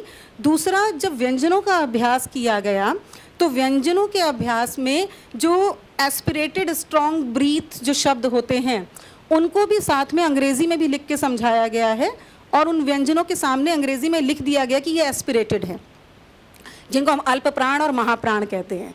तो अगर उसको अल्प प्राण महाप्राण के पैटर्न में समझाया जाए तो ये संभव नहीं होगा। तो हिंदी पढ़ाने के लिए अंग्रेज़ी का इस्तेमाल ना हो, पर हिंदी पढ़ाने के लिए अंग्रेज़ी सहायक कैसे हो उसका बखूबी इस्तेमाल इन्होंने इस पुस्तक में किया है, जिसके लिए साधुवाद के पात्र हैं। जो रेट्रोफ्लेक्स ध्वनियाँ हैं उसमें जीभ को कैसे घुमाया जाए, वो टंग ट्विस्ट, मतलब जब जीभ घुमाई जाती है तो रेट्रोफ्लेक्स को बहुत आसानी से बोला जा सकता है। और जब जो दंत ध्वनि है उसमें जीभ को दांत से छूना है, इसको बहुत पिक्टोरियल तरीके से इन्होंने स्वर और व्यंजन के क्षेत्र में प्रस्तुत किया है, जो मुझे लगता है कि विदेशी छात्रों को अगर उस समय शिक्षक उपलब्ध ना भी हो तो भी प्रैक्टिस करने में बहुत उससे सहायता मिल सकती है। और मैं तो इस बात से ही बहुत खुश हूँ कि एक मानक रूप की अगर पुस्तक तैयार हो रही है तो वो हर उस शिक्षक को और हर उस विद्यार्थी को, छात्र को सहायता कर सकती है जो कि विदेश में रह रहा है और हिंदी सीखना चाहता है। सब कुछ ऑनलाइन है सर, लेकिन शिक्षक जो है ना, शिक्षक के लिए आजकल एक नया शब्द इस्तेमाल होने लगा है जो एक तरह से हम कहते हैं कि इंस्ट्रक्टर। तो हम एक अच्छे इंस्ट्रक्टर भी बन पाएँ अगर, तो उसकी भी उतनी ही ज़रूरत है। और मुझे लगता है कितना भी एआई हो जाए, मनुष्य का होना मनुष्यता सिखाएगा, तो इसलिए वो बहुत ज़रूरी चीज़ होगी। तो पुस्तक को जब भीतर से मैंने जांचा तो मुझे लगा कि कुछ मेरे सुझाव भी हैं, मैं वो व्यक्तिगत रूप से भी दूंगी, यहाँ समय की सीमा है। जब मात्रा सिखा रहे हैं आप लोग, तो मात्रा सिखाने के लिए अब मात्राओं के साथ हिंदी में हम जानते हैं कि बहुत सारी समस्याएं हैं। हम हिंदी बोलते हुए इस बात को महसूस नहीं करते, पर जब विदेशी छात्र इसे सीखता है तो उसके लिए बड़ी समस्या हो जाती है। जैसे रू और रू, हाँ, अब रूप है या रुख है, तो किसमें कौन सा रू इस्तेमाल होगा, ये एक बड़ी समस्या है। तो इन्होंने इसमें रू और रू के अंतर को भी एक्सेप्शन कॉलम में लिखा है। मैं सिर्फ एक अनुरोध करूँगी कि इस रू और रू के लिए भी एक ऑडियो जोड़ दिया जाए। वहाँ ऑडियो नहीं जोड़ा हुआ है, अगर आप एक ऑडियो जोड़ देंगे तो उसे सुनकर समझना जो है वो और सरल हो जाएगा। अब भाषा को सीखने और सिखाने के लिए मेरा आज भी ये मानना है कि व्याकरण से बड़ा और कोई टूल नहीं हो सकता, वो सबसे बड़ा टूल है। और विदेशों में इस टूल का बहुत बेहतरीन इस्तेमाल किया जाता है, चाहे मंदिरों में ही भाषा सिखाई जाए, लेकिन व्याकरण को वो नहीं छोड़ते। इसीलिए आप देखेंगे कि जब विदेशी छात्र हिंदी बोलते हैं तो वो अक्सर अशुद्धियाँ नहीं करते। हमें हो सकता है वो अजीब लगता हो हमारे कानों को, लेकिन वो ये गलती नहीं करते। अब एक शब्द है जो आपने इस्तेमाल किया और मुझे बहुत अच्छा लगा कि उत्तर भारत में मैं का भी प्रयोग किया जाता है और हम का भी प्रयोग किया जाता है, और दोनों ही एक वचन में भी किए जाते हैं। बहुत ध्यान से जो है, मैं पूरी टीम को बधाई दूंगी, इन्होंने इस बात को छोड़ा नहीं। इन्होंने उस बात को लिखा, in many parts of north India हम, तुम एंड आप is used in singular form also, and to differentiate it with plural form, log is attached with all plural personal pronoun। तो ये जोड़ दिया गया कि अगर हम कहा जा रहा है तो हम जा रहे हैं तो मैं ही जाऊंगी, लेकिन हम लोग जा रहे हैं तो हम 2-4 लोग भी उठ के एक साथ जा सकते हैं। तो मुझे बहुत अच्छा लगा कि ये प्रयोग आपने इस पुस्तक में किया। इसी तरह बहुत कारगर होगा। मैं सर अंत में ये वाक्य कहना चाह रही थी जो आपने कहा कि ये बार बार ये क्लेम कर रहे हैं कि ये विदेशी छात्रों या अहिंदी भाषा है। मैं कहूँगी हिंदी भाषियों को भी ये पुस्तक पढ़नी चाहिए, और अनिवार्य रूप से पढ़नी चाहिए, ताकि अपनी ही भाषा के, जिसको हम सो कॉल्ड नुएंसेस कहते हैं, लेकिन ये मेरे वक्तव्य की अंतिम बात होगी, तो सो कॉल्ड जो नुएंसेस हैं हम उन्हें पकड़ पाएँ, और इसलिए इनको बधाई देना चाहूँगी कि इन्होंने उन नुएंसेस को पकड़ा। इसी तरह एक बड़ा मज़ेदार प्रयोग है आ। अब आ का प्रयोग पुल्लिंग में भी होता है और स्त्रीलिंग में भी होता है। तो ऐसे में विदेशी छात्रों के लिए ये बड़ी समस्या है कि वो इस तरह की बारीकियों को कैसे पकड़ें। अब नाना आएगी और गंगा जो है वो नदी है, ये कैसे पता लगेगा? नाना तो आ नहीं सकती, नाना तो आएंगे। अब नाना में भी आ का इस्तेमाल होता है, और गंगा माँ है तो गंगा में भी आ का इस्तेमाल होता है। तो अब इसको भी बहुत अच्छी तरह से उन्होंने समझाया। ये लिखते हैं, सम नाउन एंडिंग इन आ are not masculine. For example, Ganga is feminine. So you will need to gradually familiarize yourself with which noun are masculine and which are feminine. Additionally, some masculine noun ending in a that refer to relationship or titles do not follow the usual pluralization rule. They remain unchanged in the plural form, such as nana, mama आदि। तो बहुत अच्छी तरह से इसको समझाया कि जब हम रिश्तों में जाते हैं तो नाना, मामा, चाचा ये बदलते नहीं हैं, मतलब इनको जो है इसके साथ इनको अलग ढंग से पढ़ने की ज़रूरत है। गंगा एक्सेप्शन है, उसको अलग तरह से पढ़ा जाए। और आज जब मैस्कुलिन में जाता है और आज जब फेमिनिन में जाता है तो उसके नियम क्या होंगे। तो मल्होत्रा सर जिस संरचना की बात कर रहे थे उस संरचना को बहुत अंदर जाके इस पुस्तक ने उस पर काम किया है। और अच्छी बात यह है कि जब आप काम करें, क्योंकि आप लोग युवा लोग हैं, तो इन्होंने बहुत ध्यान रखा कि जब पढ़ना लिखना सुनना बोलना की तरफ ये जाते हैं तो एक पैराग्राफ लिख रहे हैं। मैं सोच रही थी उस पुस्तक से कुछ उदाहरण दूंगी जिस पर काम किया, पर मैं यहीं रुकती हूँ। तो ये लिख रहे हैं कि माता पिता को प्रणाम किया जाता है और मिला जाता है, बड़ों के पैर छुए जाते हैं, पर क्योंकि पुस्तक युवा भी पढ़ेंगे तो उसमें एक वाक्य है कि नए युवाओं के बीच अभिवादन के प्रचलित रूपों का भी उल्लेख है, जैसे नए युवा भारत में हाय या हेलो भी करते हैं नमस्ते के स्थान पर। तो एक तरह से हर जनरेशन और हर पीढ़ी को जो है वो कहीं ना कहीं समझने और जोड़ने की कोशिश की गई है। पुस्तक पढ़ते हुए मैं बिल्कुल इस बात को समझ पाई कि इस पुस्तक को लिखने में 1 बरस लगेगा ही लगेगा, क्योंकि जब आपको हर पीढ़ी से साक्षात्कार करना है तो उसके लिए थोड़ा और भीतर उतरना पड़ता है। ठीक इसी तरह मैं बहुत सारे उदाहरण दे सकती हूँ, पर मैं बहुत 2 मिनट में इसको ख़त्म करूँगी। मेरा शायद समय पूरा जो दिया गया था लगभग हो गया होगा। जब आप पैराग्राफ लिख रहे हैं, अनुच्छेद लिख रहे हैं, तो इन्होंने इस चीज़ का ध्यान रखा कि हम हिंदी के लिए काम कर रहे हैं, लेकिन हम जिनके लिए लिख रहे हैं वो विदेशी छात्र भी हैं और भारतीय अनेक भाषाओं के छात्र हैं। लोग हिंदी से क्यों जुड़ेंगे अगर हम गुजराती का सम्मान नहीं करते, अगर हम असमिया का सम्मान नहीं करते, अगर हम बांग्ला का सम्मान नहीं करते, तो वो हिंदी से क्यों जुड़ेंगे। तो पुस्तक ने इस बात का ध्यान रखा। और एक छात्र है उसमें जो कहता है कि मेरा नाम हारू है, मैं सोमवार से शुक्रवार तक 5 भाषाएँ सीखता हूँ। सोमवार को हिंदी, मंगल को बांग्ला, बुध को मराठी, गुरुवार को तमिल, शुक्रवार को असमिया, शनिवार और इतवार को मैं माता पिता के साथ रहता हूँ। तो एक सोचिए कि जोड़ने का जो एक फॉर्मूला है, जोड़ने का एक सूत्र कितना सुंदर है कि आपने हर भाषा को भीतर ले लिया। ठीक उसी तरह जब ये चित्र बनाते हैं तो उसमें इन्होंने चित्रों में जो जितने भी बच्चों का इस्तेमाल किया है, ऑल्दो AI है, लेकिन सारे देखिए प्रतिनिधित्व भारतीय, पहला बच्चा भारतीय, दूसरा कोरियाई है, तीसरा जापानी है, चौथा थाई है। तो हर तरह का छात्र है वहाँ पर। आप जापान जाएंगे तो जापानी बच्चा क्यों पढ़ेगा हिंदी, वो आपकी हिंदी का विस्तार कर रहा है, आपकी दुनिया को, हिंदी को आकाश दे रहा है। इसलिए अक्सर ये कहा जाता है कि हिंदी वालों ने हिंदी का विकास किया। मुझे लगता है उन्होंने हिंदी का विकास ज़्यादा किया जिन्होंने हिंदी को अपनी द्वितीय भाषा के रूप में चुना और फिर उसे बनाया प्रथम भाषा, द्वितीय भाषा के रूप में चुना और अंततः उसे प्रथम भाषा तक ले गए। बिल्कुल मिज़ोकामी जी इसका बहुत बड़ा उदाहरण है। हमें अपने आप से सवाल करना चाहिए कि हम हिंदी वाले कितनी भाषाओं को अपनी द्वितीय भाषा के रूप में चुनते हैं और उन्हें अपनी प्रथम भाषा के रूप में ले जाना चाहते हैं।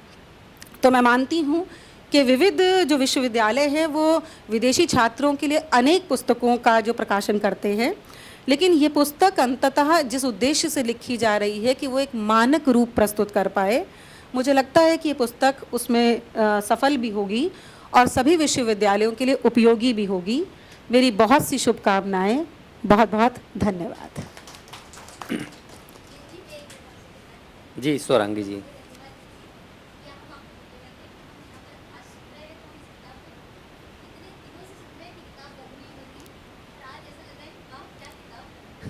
मैंने समय ज़्यादा नहीं लिया, मैं उम्मीद नहीं बिल्कुल नहीं, बहुत अच्छा लग रहा।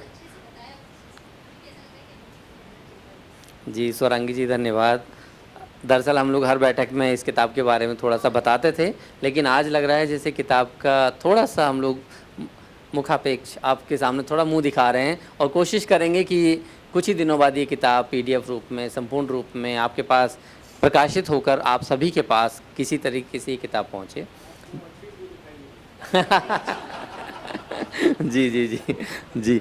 हाँ, आप सबकी जो प्रशंसाएँ हैं वो मुँह दिखाई है, सर ने सही कहा।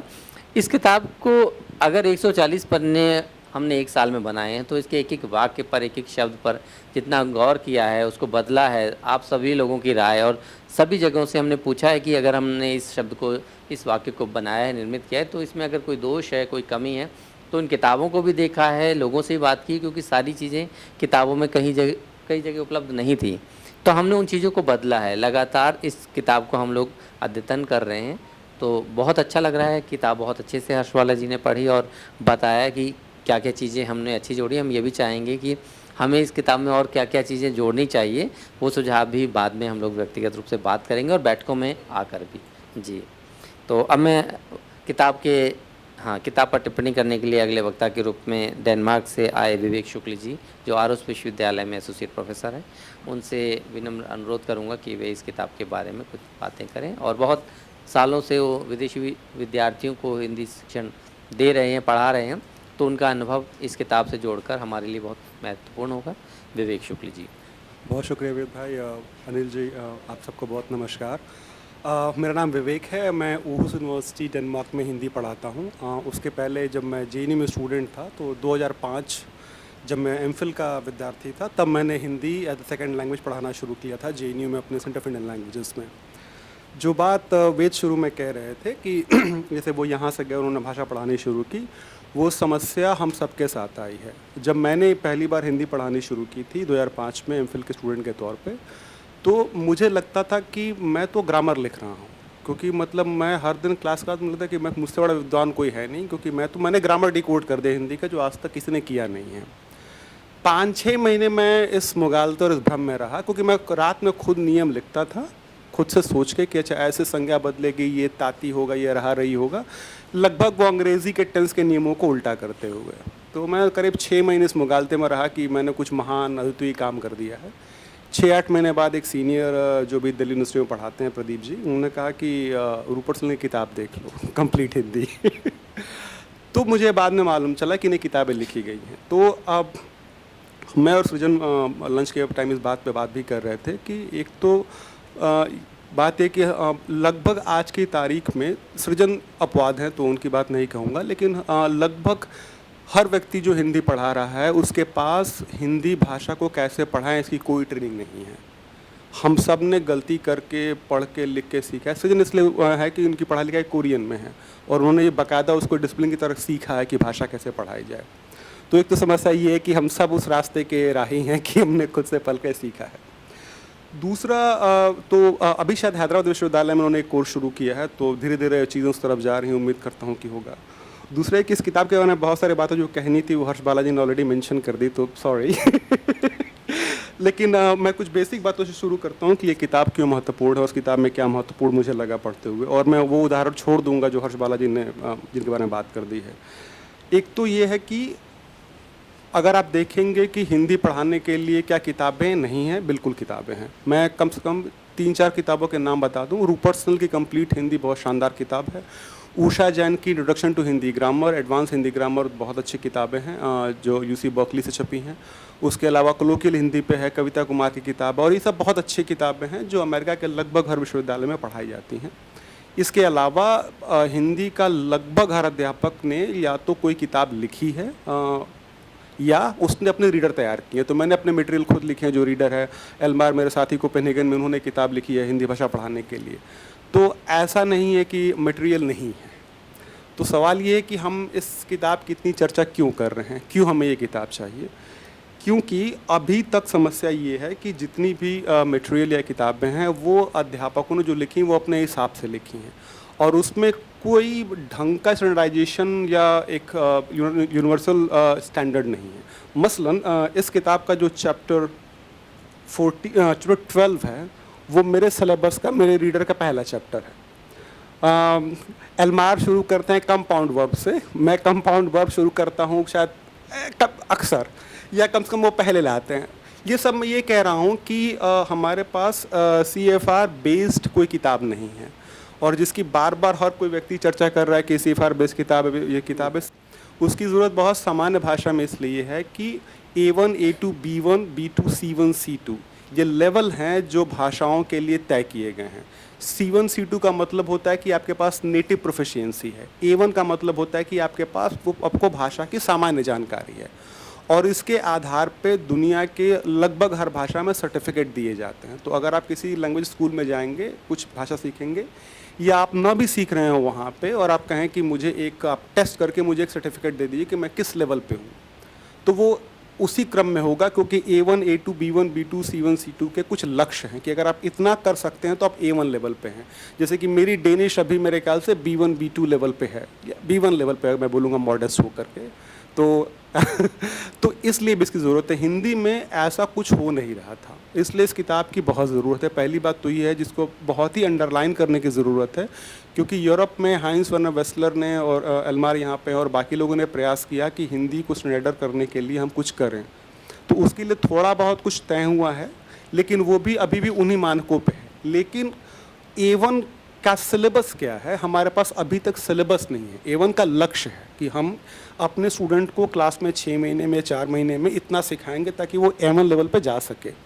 बट A1 का सिलेबस कहाँ है, मटेरियल कहाँ है, उस कमी को ये किताब पूरा कर रही है। दूसरी बात, इस किताब की जो सबसे महत्वपूर्ण बात है, अगर आप 2 किताबों का उदाहरण देके बताता हूँ। अगर आप रूपर्ट स्नेल की किताब देखें, जो बहुत अच्छी किताब है, लेकिन वो काफ़ी ठीक ठाक मोटी किताब है, लेकिन उस किताब में ग्रामर समझाना, डायलॉग और एक्सप्लेनेशन तीनों को एक साथ रखने के चक्कर में वो किताब काफ़ी बोझिल हो जाती है कुछ जगहों पे। फिर आप देखेंगे कि एक दूसरी किताब है उषा जैन की, introduction to Hindi grammar, advance Hindi grammar, जो मुझे बहुत पसंद है। वो किताब जो विजय जी कह रहे थे सर कि वो किताब बहुत सामान्य है, इसलिए मुझे बहुत पसंद है। वो 3-4 पन्नों में आपको सिर्फ ग्रामर के नियम समझाती है, और उसके बाद बहुत सारे एक्सरसाइजेस हैं। तो Usha Jain introduction to Hindi grammar, वो यूसी बर्कली से छपी है सर। तो ये किताब मुझे इसलिए महत्वपूर्ण लगती है कि ये जो दोनों रास्ते हैं, इसके बीच का चुना गया है। कि आप देखेंगे, अगर आप मैंने एक पूरी किताब पढ़ी, आप इसमें से कोई भी चैप्टर खोलेंगे तो आप देखेंगे कि जो संवाद है वो बहुत बड़े नहीं हैं, वो 4 लाइन 6 लाइन 8 लाइन के संवाद हैं, और वो बहुत महत्वपूर्ण है, क्योंकि जिस तरह की पीढ़ी को हम पढ़ा रहे हैं वहाँ अटेंशन स्पैन कम होना शुरू हो गया है। तो ये किताब अब देखते हुए ध्यान में हमको ध्यान जाता है कि इस किताब को लिखने वालों ने इस बात का ध्यान रखा है कि बहुत बड़े चैप्टर न हो, बहुत बोझिल चैप्टर न हो। चैप्टर्स को 2 या 3 या 4 हिस्सों में बांटा गया है, ताकि स्टूडेंट अपने समय के हिसाब से या अपने अटेंशन स्पैन के हिसाब से रादर उस हिस्से पर फोकस कर सकें। दूसरी बात यह है कि इस किताब के संदर्भ में जो बात नहीं कही जा रही है, और ये मेरा सुझाव है वेद कि हमको लिखना चाहिए, मतलब आपको लिखना चाहिए, बाकी लोग लिखना चाहिए, कि इस किताब का थ्योरेटिकल फ्रेमवर्क क्या है। इस किताब का थ्योरेटिकल फ्रेमवर्क है CLT, कम्युनिकेटिव लैंग्वेज टीचिंग, जो मुझे पढ़ते वक्त लगा कि ये किताब CLT के स्टैंडर्ड्स पे, CLT के प्रिंसिपल्स पे है, तो शायद उसका कहीं CFR के साथ भी उल्लेख होना चाहिए, क्योंकि वो किताब लिखी गई है उस मोड में। तो एक तो ये है। दूसरा बिंदु है इस किताब का कल्चरल कॉम्पिटेंस। तो अगर मैंने कुछ बिंदु लिख रखे थे, तो वो बिंदु ये कल्चरल कॉम्पिटेंस। आप इस किताब को पढ़ेंगे तो एक तो ये है कि उसमें एक सांस्कृतिक नोट लिखा हुआ है इस किताब के लगभग हर चैप्टर के अंत में। एक बहस का विषय ये है कि ये हिंदी पढ़ाते हुए हम सारे इस तरह के सामने आता है कि हम कैसे डिफाइन करेंगे कि ये सांस्कृतिक नोट स्टैंडर्ड है, ठीक है, क्योंकि बहुत सारा फिर पॉलिटिकल मामला भी है उसके बाद, और हर भाषा की अपनी राजनीति होती है, इसमें कोई अच्छा या बुरा मानने की बात नहीं है। लेकिन इस किताब में एक बहुत बैलेंस्ड अप्रोच रखा गया है। उदाहरण के लिए आप इस किताब के पात्र देखिए जो वो संवाद कर रहे हैं, उसमें थाई पात्र हैं, उसमें जापानी पात्र हैं, उसमें हेनरी है, उसमें अलग अलग पेशे के लोग, उसमें सोफिया है जो नर्स है। आम तौर पे ये होता है किताबों के साथ, और मेरे ख्याल से शायद ये इसलिए हो पा रहा है कि इस किताब को लिखने वाले कई लोग हैं जो अलग अलग देशों में हैं। तो अगर आप रूपर्ट स्नेल को देखेंगे तो प्रताप उनका प्रोटैगनिस्ट है, वहाँ की नमस्ते मेरा नाम प्रताप है, प्रताप की पूरी कहानी चल रही पूरी किताब में। मेरा जो रीडर है उसका प्रोटैगनिस्ट पीटर है, क्योंकि पीटर मेरा दोस्त है तो और वो नाम इसलिए रखा गया पीटर ताकि वो जर्मन कॉन्टेक्स्ट में और डेनिश कॉन्टेक्स्ट में फिट बैठ सके। लेकिन इस किताब में मुझे बहुत दिलचस्प ये लगा कि हिंदी विश्व भाषा है और जिसको लेकर हम चर्चा करते रहते हैं कि इतने सारे यूनिवर्सिटी में पढ़ाई जाती है, वो उसकी झलक यहाँ दिखती है क्या कि बहुत सारे पात्र जो हैं वो अलग अलग बैकग्राउंड से आ रहे हैं। दूसरा कि ग्रामर और एक्सरसाइज का बहुत ही अच्छा तालमेल है, क्योंकि ऐसा नहीं है कि ग्रामर समझाने पे बहुत ज़ोर दिया गया है, बहुत मितव्ययी होकर के शब्दों के साथ इसके ग्रामर को लिखा गया है, जो बहुत चुनौतीपूर्ण काम है। क्योंकि मैंने खुद रीडर लिखे हुए और मैं जानता हूँ कि ग्रामर समझाते वक्त आप 1-1.5 पेज 2 पेज ले लेते हैं, लेकिन इस किताब में लेखकों ने ग्रामर एक्सप्लेन करते हुए इस बात का बहुत ध्यान रखा कि कम से कम शब्द इस्तेमाल किए जाएं, और जिसके लिए वो बहुत ही उनको धन्यवाद देना चाहिए। तीसरी इस किताब की सबसे महत्वपूर्ण बात है या उस क्रम में जो सबसे चैलेंजिंग है, क्या अगर आप एक कोई टेंस पढ़ा रहे हैं, जैसे मैं इस किताब का उदाहरण लूँ, शायद चैप्टर 6 या 7 है, वो कंटिन्यूस टेंस है, जा रहा हूँ, खा रहा हूँ, सो रहा हूँ, 7 है ना? हाँ। दिक्कत ये है कि हम जितने हिंदी भाषी हैं, आप कभी अभ्यास करके देखिए कि क्या आप एक टेंस में बोल सकते हैं। लगभग असंभव है, क्योंकि आप मिक्स करते हैं। नमस्ते, मेरा नाम विवेक है, मैं डेनमार्क से हूँ, मैं यहाँ रहता हूँ, कल मैं कोपेनहेगन जा रहा हूँ, लेकिन मेरी फ़्लाइट छूट गई, एटसेट्रा। तो अगर आप कोई बातचीत का टुकड़ा बना रहे हैं और उसको एक टेंस में रख सकते हैं, सबसे मुश्किल काम वो है। मैंने कुछ वीडियोस प्रोड्यूस किए हैं अपनी यूनिवर्सिटी के लिए, जिसमें मैंने ये काम किया है, तो मैं जानता हूँ कि कितना मुश्किल काम है। तो आप ये चैप्टर देखेंगे, चैप्टर 7, उसमें एक पूरा 8-10 वाक्यों का बातचीत जैसा मामला है, और वो पूरी बातचीत एक टेंस में लिखी हुई है कि तुम क्या कर रही हो, तुम ये बना रही हो, अच्छा मैं ये बना रहा हूँ, वो एक उसके और उसके सामने एक हलवाई की दुकान है, जो ग्रामर वो जो चैप्टर 2 में डिस्कस हुआ है, हलवाई मोटी मोटी जलेबियाँ बना रहा है। तो ये पूरा एक 5-6 वाक्यों का एक पूरा पैराग्राफ है, जो पूरा का पूरा कॉन्टिन्यूअस टेंस में है, और उसके अलावा और कोई टेंस नहीं आया है। हिंदी पढ़ाते हुए मैं जानता हूँ ये लिखना बहुत मुश्किल काम है, तो जिसने भी लिखा है ये, इसको बहुत बहुत धन्यवाद, सृजन को बहुत बहुत धन्यवाद क्योंकि ये सबसे बड़ा चैलेंज है। दूसरा और एक आखिरी 1-2 बातें, फिर मैं बात खत्म करता हूँ, समय भी हो रहा है। तो एक तो उच्चारण वाली बात तो मुझे बहुत पसंद आया कि आपने वो ऊ और जो हर्ष वाली उदाहरण दे रही थी, और रेट्रोफ्लेक्स वाली बात। अंत में मैं इस पे करूँगा कि इस किताब में शुद्धतावादी नज़रिया नहीं है, तो उसके लिए बहुत बहुत धन्यवाद। क्योंकि अगर आप हिंदी के बहुत सारे ऐप्स देखेंगे, डुओलिंगो और बहुत सारे ऐप्स, उसमें मुझे समस्या ये होती है कि कई बार कई ऐसे शब्दों के लिए हिंदी के ऐसे शब्दों का प्रयोग किया जा रहा है जो कोई नहीं बोलता है। जैसे एयरपोर्ट के लिए विमानपत्तन। लास्ट टाइम हमने आपसे कब बोला था कि मैं विमानपत्तन जा रहा हूँ, ठीक है, बहुत शुद्ध हिंदी वाला भी बोलता है हवाई अड्डा जा रहा हूँ, या एयरपोर्ट बोलते हैं या हवाई अड्डा बोलते हैं। तो इस किताब में कम से कम मुझे ये अच्छा लगा कि इस तरह के अप्रोच से बचा गया। मसलन पेंटिंग बनाना इसमें इस्तेमाल किया गया है। ये नहीं कि मैं चित्रकारी कर रहा हूँ या मैं चित्र बना रहा हूँ, जो कर सकते थे, लेकिन पेंटिंग बनाना शब्द का इस्तेमाल किया। फिर डॉक्टर, मैनेजर के उदाहरण दिए ही इन लोगों ने। तो ये कुछ मोटी मोटी बातें थी इस किताब के बारे में। तो बहुत बहुत शुक्रिया उस पूरी टीम को जो अपने किताब लिखा है, और हमें लगता है कि हमें इसे कम्युनिटी लैंग्वेज टीचिंग और SFR इन 2 बेसिस पे मार्केट करना चाहिए। बहुत शुक्रिया, बहुत आभार।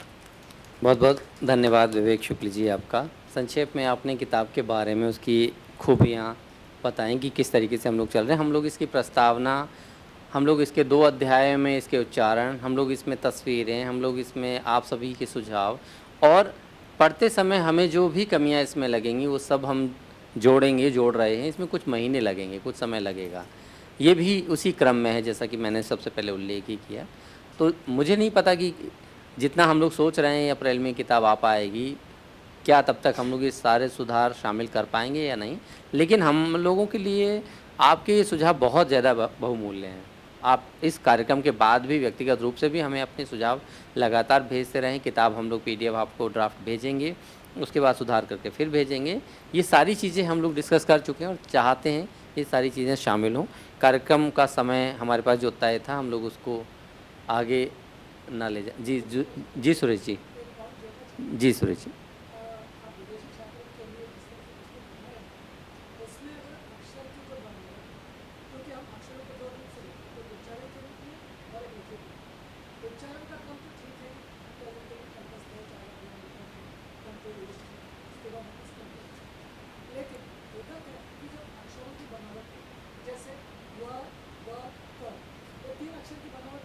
जैसे और लिखते समय स,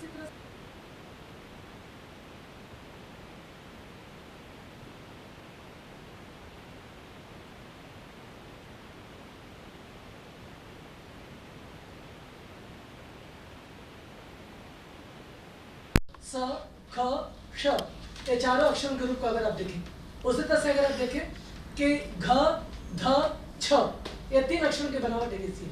तो विदेशी छात्रों के लिए जब आप उच्चारण के तौर पर सिखाएंगे तो ये अक्षर अलग अलग स्थान पर, उच्चारण के तौर पर तो ठीक है, लेकिन लिखित रूप में ये दिक्कत आ सकती है। तो मैं समझता हूँ कि अगर इस अंश को भी अगर कहीं जोड़ा जाए तो अच्छा होगा, ये मेरा सुझाव है।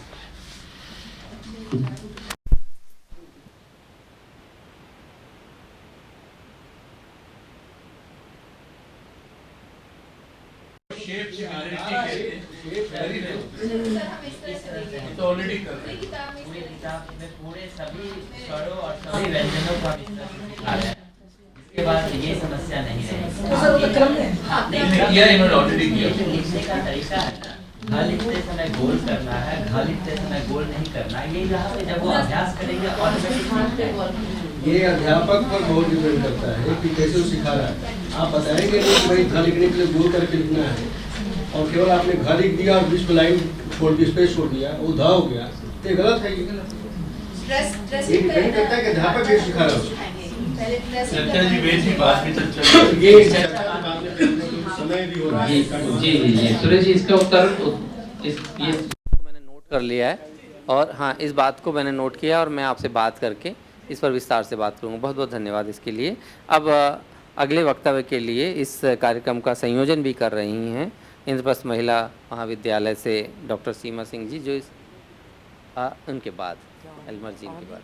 बहुत संक्षेप में सीमा जी से अनुरोध है कि इस किताब के बारे में अपनी कुछ टिप्पणियाँ हम सभी के साथ जोड़ें, फिर एलमर जी से अनुरोध करूँगा। हाँ जी, नमस्कार। पहले तो आप सबका बहुत बहुत धन्यवाद और इस मंच को मैं धन्यवाद अर्पित करती हूँ कि मुझे ये मौका मिला। पिछले कुछ समय से वैश्विक हिंदी परिवार से मैं जुड़ी रही हूँ और ऑनलाइन कक्षा में भी अभी मुझे पढ़ाने का मौका मिला। उस दौरान मेरे पास भी यही समस्या थी कि विदेशी छात्र छात्राओं को किस तरीके से और किस पुस्तक का इस्तेमाल किया जाए। तो इस पुस्तक के लिए मैंने सबसे पहली जो पुस्तक चुनी थी वो एल्मार जी की ही पुस्तक थी। एल्मार जी ने पहले ही इस पुस्तक के ऊपर, इस तरह की पुस्तक के ऊपर काम किया हुआ है। वो जर्मन से हिंदी में थी। तो विदेशी छात्रों को कैसे हिंदी पढ़ाना है, तो कुछ पाठ मैंने उसमें से चुने और उन पाठ का मैंने अभ्यास उसमें कराया। और ये बहुत सराहनीय है कि जो चीज़ें छूट गई थी और इस पुस्तक को देखते हुए मुझे लगा कि ये कहीं ना कहीं हमें पूरी होते हुए दिख रही हैं।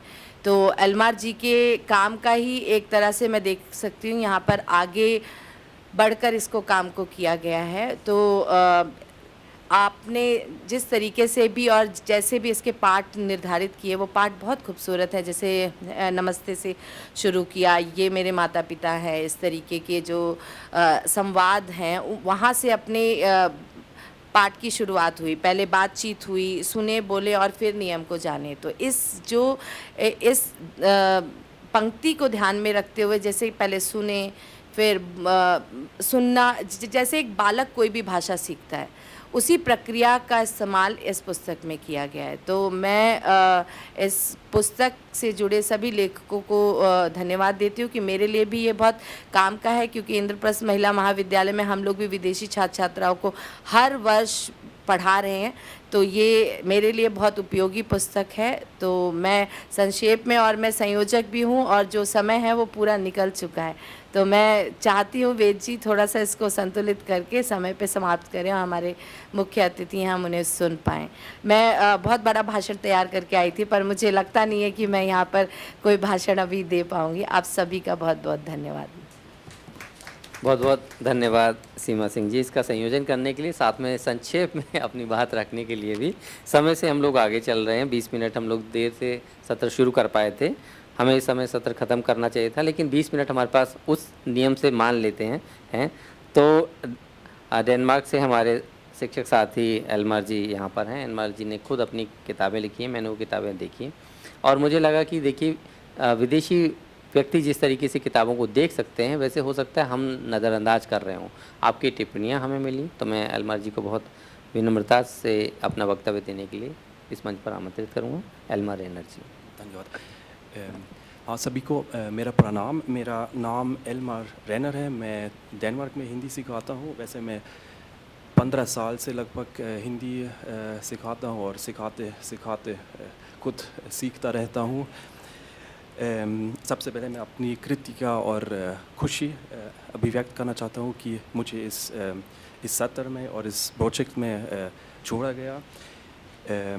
जैसे आपने बताया था पहले, मैंने अपने एक मित्र विपुल गोस्वामी जो देहरादून में जर्मन के प्रोफेसर हैं, उनके साथ हिंदी की एक किताब लिखी और जो लिखते समय मतलब मैंने सीखा, अगर मैं उसके आधार पे इसमें अपना कुछ योगदान, मतलब इस प्रोजेक्ट में इसमें अपना कुछ योगदान कर सकूँगा, ये मेरे लिए बड़ी खुशी की बात है। वैसे हिंदी सिखाने के लिए बहुत कम सामग्री मिलती है। अंग्रेज़ी जैसी भाषाओं में शायद रोज़ एक नई किताब मिलती है। तो अगर हिंदी के लिए कुछ अच्छी किताबें बनेंगी, ये बहुत अच्छा है। अच्छा, समय बहुत कम है तो मैं बस 2 विषयों पर बात करना चाहूँगा जो जिनका जिक्र अभी बार बार हो चुका है, क्योंकि वो इस काम के लिए बहुत बुनियादी हैं। एक ये यूरोपियन रेफरेंस फ्रेम जो है और दूसरी बात व्याकरण। तो यूरोपियन रेफरेंस फ्रेम जो है ये मतलब यूरोप नाम सुन के आज लोग हमेशा यूरोपियन यूनियन समझते हैं, पर इसके अलावा एक और देशों का संघ होता है, यूरोपियन काउंसिल ऑफ यूरोप, है ना। तो इन लोगों ने ये रेफरेंस फ्रेम निकाला 2001 में और मतलब इसमें बहुत कुछ लिखा गया है, पर इसका एक बुनियादी सिद्धांत ये है, या एक बुनियादी तत्व ये है जो स्वतंत्रता कहते हैं। मतलब जब किसी को एक भाषा सीखनी है तो, या मैं ये चीज़ शायद बेहतर समझा पाऊँगा अगर मैं आपसे अगर अनुमति हो, मैं आपसे एक अभ्यास अभी कराऊँगा। मैं अभी आपसे कुछ जानना चाहूँगा और ये मैं आपसे अभी डेनिश में पूछूंगा, और जो 2 डेनिश भाषी साथ यहाँ बैठे हैं वो अभी कुछ ना बोलें। अच्छा, मैं आपसे ये जानना wer klokken, कैसी में वो klokken wer। अच्छा, अभी शायद कुछ समझ में नहीं आया, है ना। हाँ, बिल्कुल। तो इसको एक तरह का परातंत्र कहते हैं, क्योंकि आप स्वतंत्र इस भाषा में वो कुछ कर नहीं सकते, ठीक है। अभी मैं कुछ मदद करूँगा, मैं आपसे पूछूँगा wer klokken। कुछ समझ में आ रहा है कि समय पूछ रहे हैं कि समय क्या हुआ है शायद। हाँ, wer klokken Sie die wohin? 5:35। अच्छा, 5:35। अच्छा, तो fem otral बोलिए। फेम ओथराल पता नहीं क्या है। हाँ, फेम ओथराल। हाँ, और इसको समझाने के लिए फिर व्याकरण की पढ़ाई की ज़रूरत है। पर उसमें ये मतलब ये दिखता है कि जब कोई एक भाषा सीखता है तो वो पहले मतलब एक बच्चे की तरह बिल्कुल मतलब स्वतंत्र नहीं है। तो ये ज़रूरी है कि जिससे बात हो वो थोड़ा धीरे बोले, वो समझा के बोले, इस तरह, है ना। तो ये जो रेफरेंस फ्रेम है, जो इसकी 6 वो श्रेणियाँ हैं, वो उस पढ़ते हुए स्वतंत्रता के हिसाब से बने हैं। ये क्रम मतलब जो बुनियादी क्राइटेरिया है वो यही है। और इससे कैसे संदर्भ चुने हैं और उसके हिसाब से फिर व्याकरण आता है। कहने का मतलब है कि व्याकरण बाद में आता है, मतलब जो फोकस है, और पहले भी इसका जिक्र हो चुका है, आपने बोला था ये जो प्रयोग है, भाषा का प्रयोग है, वो इसमें इस पर बहुत ज़ोर दिया गया। अच्छा, तो एक थी ये बात। अब मैं दूसरे विषय पर आना चाहूँगा, व्याकरण। तो हिंदी मतलब हर भाषा का अपना एक विशिष्ट व्याकरण सा होता है। वैसे हिंदी में बहुत सारी ऐसी संरचनाएं हैं जो दूसरी भाषाओं में नहीं होंगी या इस तरह से नहीं होंगे। ये बात दिखाने के लिए मैंने एक कागज़ पे कुछ उदाहरण लिखे। अगर थोड़ा ऊपर जा सकेंगे, जो अंग्रेज़ी के वाक्य हैं, हाँ बिल्कुल, तो पहले फिर थोड़ा नीचे ताकि वो अंग्रेज़ी के वाक्य सारे थे कि हाँ बस धन्यवाद। तो अगर हम अंग्रेज़ी में देखेंगे, जैसे I am doing such a thing, वो बस एक उदाहरण है। I did, I have to do, I am not able to do। Okay, ये दूसरा ये नहीं लिख मैंने। और फिर I can do और I want to do, ठीक है। अगर हम हिंदी में देखेंगे, अब अगर हम नीचे जाएंगे तो जो अंग्रेज़ी का I है, इसका अनुवाद तो मैं ही होगा। पर अगर हम इन बातों को हिंदी में कहेंगे तो कहेंगे ठीक है, मैं ऐसा कर रहा हूँ, मैंने ऐसा करना है, मुझसे ऐसा नहीं किया जाता है, या मुझ में ऐसा करने की क्षमता है और मेरा ऐसा करने का इरादा है ना। तो ये अलग अलग मतलब तरीके से बोला जाता है। अब इस चीज़ को कैसे समझाया जा सकता है छात्रों को, क्योंकि अगर इनको हिंदी बोलना सीखना है तो इनको ये सब सीखना है, नहीं तो वो मैं ही बोलेंगे, क्योंकि इनको लगता है आई का मतलब तो मैं है। तो अब इसको समझाने के लिए बुनियादी तरीके से दो रास्ते शायद होंगे। एक है इसकी व्याख्या करना, मतलब व्याकरण के बारे में बोलना, इनके मतलब इन संरचनाओं को कैटेगराइज करना, और दूसरा तरीका है एक इसको क्या बोलेंगे, वो शब्द अनुवाद की सहायता से, मतलब इसका नकल करना, ये दिखाना। तो अगर हम इन वाक्यों को देखते हैं, ठीक है, मैं ऐसा कर रहा हूँ, इसका वो तो अंग्रेज़ी में होगा I am doing such a thing. अगर हम आखिरी वाक्य में जाएंगे, मेरा ऐसा करने का इरादा है ना, ये संरचना बिल्कुल अलग है। इसमें क्रिया है या एग्जिस्ट्स, समथिंग एग्जिस्ट्स, क्या है इरादा, या लाइक द इरादा अंग्रेज़ी में कैसे बोलेंगे, वो लाइक द इंटेंशन है ना, इंटेंशन एग्जिस्ट्स। फिर इंटेंशन करने का, ऑफ द डूइंग है ना, सच अ थिंग ऐसा, और ये लाइक द इंटेंशन एग्जिस्ट्स मेरा, as mine है ना। तो अनुवाद तो पूरी तरह गलत होगा अगर हम ऐसे करेंगे, पर क्योंकि वो अंग्रेज़ी में ऐसा बोला नहीं जाता है, पर इस तरह अगर ये किया जाता है तो जो हिंदी की संरचना है वो छात्रों को समझ में आती है।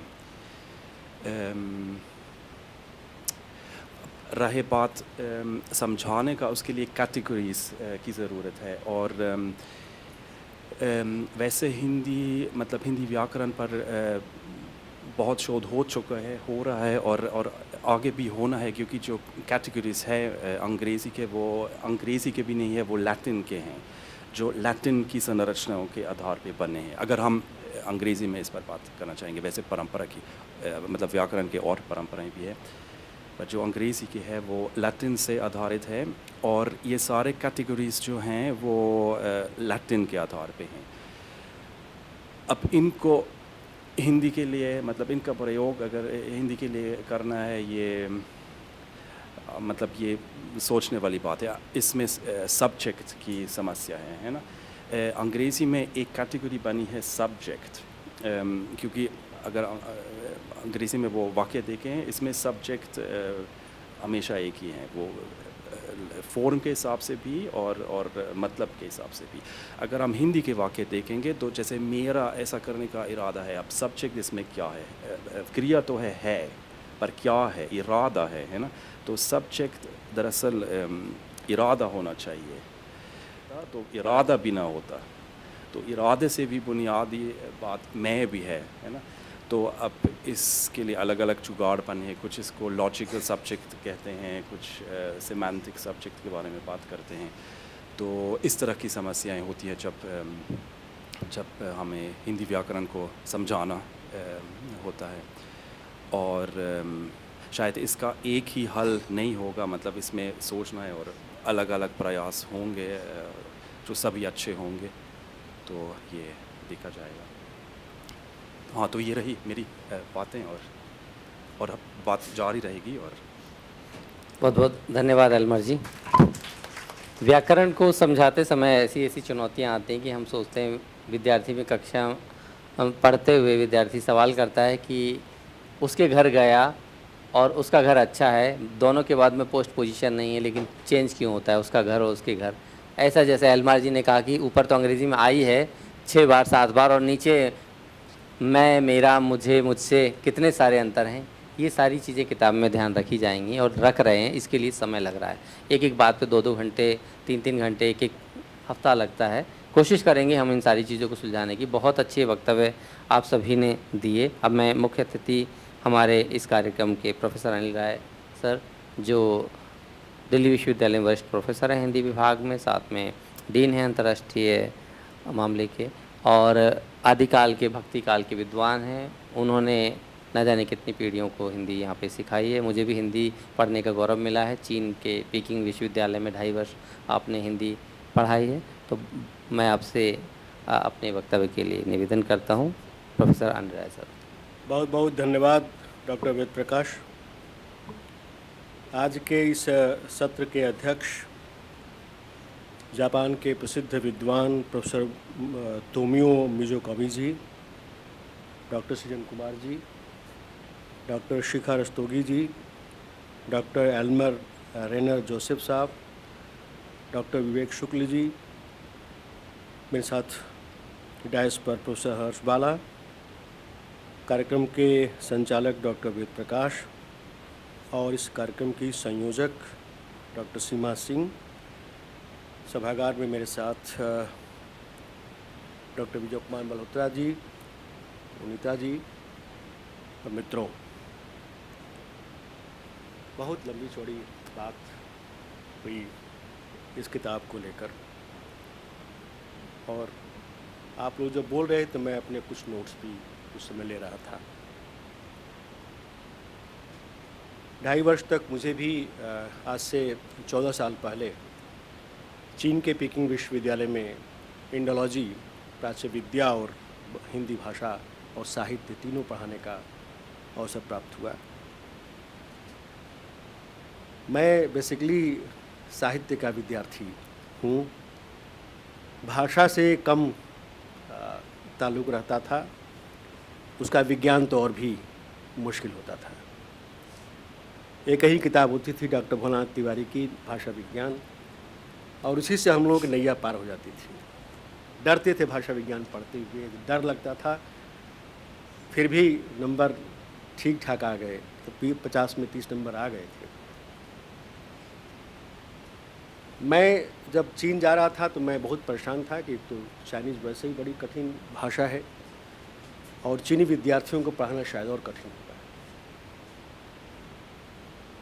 तो मैं इधर उधर, एक तो मुझसे पहले जो प्रोफेसर गए थे वो हिंदी के सुनामधन विद्वान विद्यानिवास मिश्र जी के दामाद थे। मैंने उनको बहुत संपर्क करने की कोशिश की, फ़ोन पर भी बातचीत हुई, लेकिन उनसे संवाद नहीं हो पाया। कभी ये व्यस्तता कभी व्यस्तता। मैं जानना चाह रहा था कि वहाँ जाना है मुझे पढ़ाने, तो कैसे आपने पढ़ाया, क्या किया, थोड़ा सा जानकारी चाहता था मैं। खैर वो नहीं हो पाया। फिर मैं गया केंद्रीय हिंदी निदेशालय की शरण में। आप लोग को मालूम होगा केंद्रीय हिंदी निदेशालय ने एक बहुत ही अच्छा लेसन तैयार किया था जो उस समय आउट ऑफ प्रिंट था। वहाँ पता नहीं विमल जी निदेशक थे या कौन थे, मैं गया वहाँ पर, मुझे वो मिली नहीं। फिर मुझे किसी ने कहा कि इनका एक बिक्री केंद्र है आपके कॉलेज के पास, जहाँ पर इस समय विधानसभा, उसके पीछे बिक्री केंद्र था, और वहाँ मुझे वो 10 रुपये की किताब मिली। वो किताब मैंने खरीदी। दूसरी एक और महत्वपूर्ण पुस्तक है हिंदी, खास करके विदेशियों को सिखाने के लिए। मुझे नहीं मालूम है कि वो विदेशियों को सिखाने के लिए लिखी गई थी, लेकिन बहुत बड़े एक भाषा के और पारिभाषिक शब्दावली के जानकार थे, डॉक्टर आरेंद्र शर्मा, आपने नाम सुना होगा जी। उनकी बड़ी महत्वपूर्ण पुस्तक है a modern basic grammar of modern Hindi. इतनी सिंपल अंग्रेज़ी में वो किताब लिखी हुई है। वो किताब मुझे मिली और उस किताब को लेकर के मैं चीन गया पढ़ाने। आप अगर डॉक्टर आरेंद्र शर्मा की किताब को ठीक तरीके से पढ़ लें तो आप रूपर्ट स्नेल की किताब भी मैंने खरीदी वहाँ चाइना में जाकर, लेकिन मुझे लगा कि मैंने अनावश्यक ये किताब खरीदी, मेरे लिए यही काफ़ी है। खैर मुझे कहीं उतनी दिक्कत नहीं हुई क्योंकि वहाँ बेसिक लेवल वो लोग सिखा के रखते थे और हमें तो जो सिखाए बच्चे थे उनको ही पढ़ाना था। और संयोग से मुझे 4th ईयर के जो बच्चे थे उनको पढ़ाना था, वो बिल्कुल सीखे सिखाए थे, बल्कि उनके नाम इतने जटिल होते थे कि हम लोग उनके हिंदी नाम देते थे, उन्हीं नामों से उनको पुकारते थे। और आज भी वो बच्चे जो हैं उसी नाम से, देखिए किसी ने कहा कि ये बच्चे स्टूडेंट्स के लिए बच्चे शब्द जो है, देखिए अध्यापक चाहे जितना भी उम्र में कम हो और उसका जो विद्यार्थी है उम्र में चाहे जितना भी बड़ा हो, वो उसके लिए बच्चा ही रहता है। मेरे आज से 4 साल पहले हमारे विश्वविद्यालय में एक छात्र आए थे, इनकी उम्र 75 साल थी। मल्होत्रा साहब 75 ईयर्स ओल्ड, 75 साल के एक विद्यार्थी जो MA हिंदी कर रहे थे। तो मैंने उनसे ऐसे कहा कि आप क्या किसी स्टूडेंट के पिताजी हैं? तो उन्होंने कहा नहीं, मैं आपका विद्यार्थी हूँ। तो विद्यार्थी बच्चा ही रहता है। बहुत बहुत बधाई पहले तो मैं दूंगा आप लोगों को इस पुस्तक को तैयार करने के लिए, और आप लोगों ने CEFR के मानक पर ये पुस्तक तैयार की है आप लोगों ने, उसके लिए भी बहुत बहुत बधाई आप लोगों को। बहुत सी चर्चाएं हुई हैं और जो मल्होत्रा जी ने शुरू में ही हमें ये बताया कि देखिए भाषा की जो संरचना होती है ना, जो उसका स्ट्रक्चर, बच्चा पहले उसको पकड़ता है और अगर वो स्ट्रक्चर को पकड़ लेता है तो उसको भाषा को सीखने में बहुत मदद मिलती है और बड़ी आसानी से वो भाषा को सीख लेता है। एक और आप लोगों ने अच्छा काम किया है इस किताब के निर्माण में।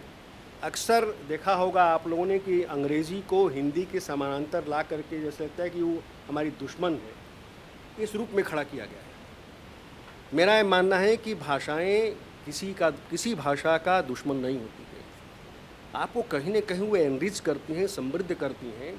और हिंदी वाले अगर शुद्धतावादी बनेंगे तो ये वही होगा कि डॉक्टर रघुवीर ने शब्द बनाया संकेतक, सिग्नल के लिए संकेतक शब्द बनाया था डॉक्टर रघुवीर ने। उसका मजाक उड़ाने के लिए लोगों ने कहा कि अरे ये तो शब्द बना दिया है लौह पथगामिनी गमनागमन सूचक पट्टिका। आपको पता ही नहीं है कि आपके पास क्या है, आपके पास शब्दावली इतनी ज़्यादा है, लाखों करोड़ों शब्द उन्होंने बनाए। उन्होंने कहा कि आप मूल शब्दों से, उसमें मूल धातु के शब्दों में उपसर्ग और प्रत्यय लगा करके लाखों करोड़ों शब्द बना सकते हैं। और इसीलिए उन्होंने अनेक शब्द बनाए, वो शब्द चले नहीं क्योंकि वो हमारी ज़बान पर नहीं चढ़ते। बिल्कुल आप लोगों ने ठीक किया है कि बोल चाल की जो भाषा है, कबीर ने कहा था ना कि संस्कृत है कुपजल भाषा बहतानी, तो संस्कृत से मतलब उनका संस्कृत लैंग्वेज से नहीं था, संस्कृत का मतलब था कि जो संस्कृताइज हिंदी है। अब आप जो इतने संस्कृत शब्दों का प्रयोग करेंगे तो शब्द चलेंगे नहीं। साइंस के लिए भी शब्द बनाया डॉक्टर रघुवीर ने, नाइट्रोजन के लिए नत्रजन शब्द दिया। देखिए कितना आसान शब्द था, बड़ा भी नहीं उससे, लेकिन चला नहीं।